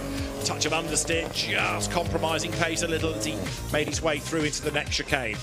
For others, like Tom Kasser for Team Germany, he was looking rapid as well, but it was Sergi Perez for Team Spain that was on target for the stage win and for Rally 4 honours and more medals going their way. So Team Spain has had a good day across the rally competition, with the Sergi Perez Peugeot accelerating up for gold at the end of SS7 of the day, and it was a very happy driver that clambered out of the car. Sergi Perez taking honours, taking gold in the gravel part of Rally 4.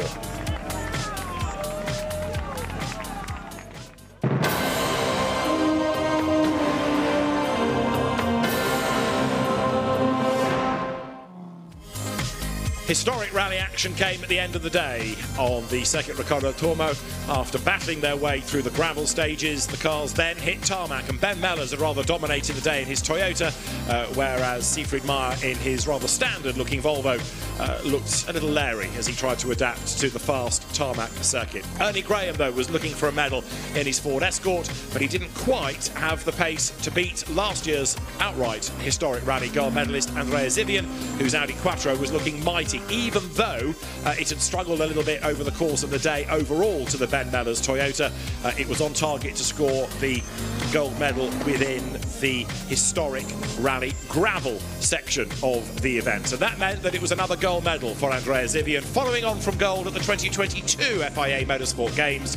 Gold once more for Team Italy.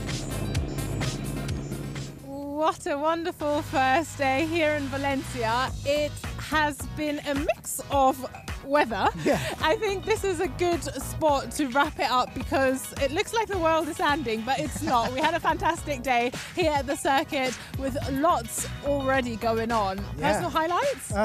It was good to see the historic rally cars. It's a real kind of favourite of mine. They were like lightning out there. No pun intended, there's lightning. There is lightning, yeah.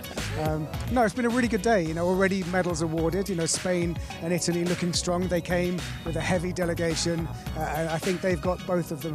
Spain won a home victory. Italy want to retain the title, so that's a great start for them. But yeah, the esports was particularly exciting. You know, that's going to get hotting up over the weekend over in central Valencia as well. It's been really, really good. I think also what's great about today, we got a good idea of what's happening, but we've got 2 more full days of this, and like GT qualifying and F4 practice are only little teasers of what we're going to have for the rest of this weekend. Yeah, and you know, the paddock is going to be packed with spectators. The auto slalom and the karting slalom in Electric Street is all the way down there. The drifting is over there. The rally stages are over there, and the Aspar circuit where the cross karts and the karting is happening is over there. So, you know, we've got everything covered. And if you've missed anything on the stream today, you can go back to the YouTube channel and watch all of the individual competitions, replay them, and watch them live, and just take a look at the the schedule for tomorrow, because it is packed all day tomorrow. Basically, you can go back and rewatch everything we've said today, and then you can come back first thing tomorrow, bright and early, and be with us here at the circuit again and get more race action. It's a date. It's a dream. Hasta mañana. I think that's a great note to end on. I had a fantastic time with you, Neil. Me too, Thanks so much likewise. for joining and being here alongside me. And we hope you enjoyed it as well at home. Like Neil said, all the videos and all the content is online, so feel free to watch back. There's been a lot of highlights today already, and we'll be back here bright and early tomorrow. Oh yeah, let's get out of the rain.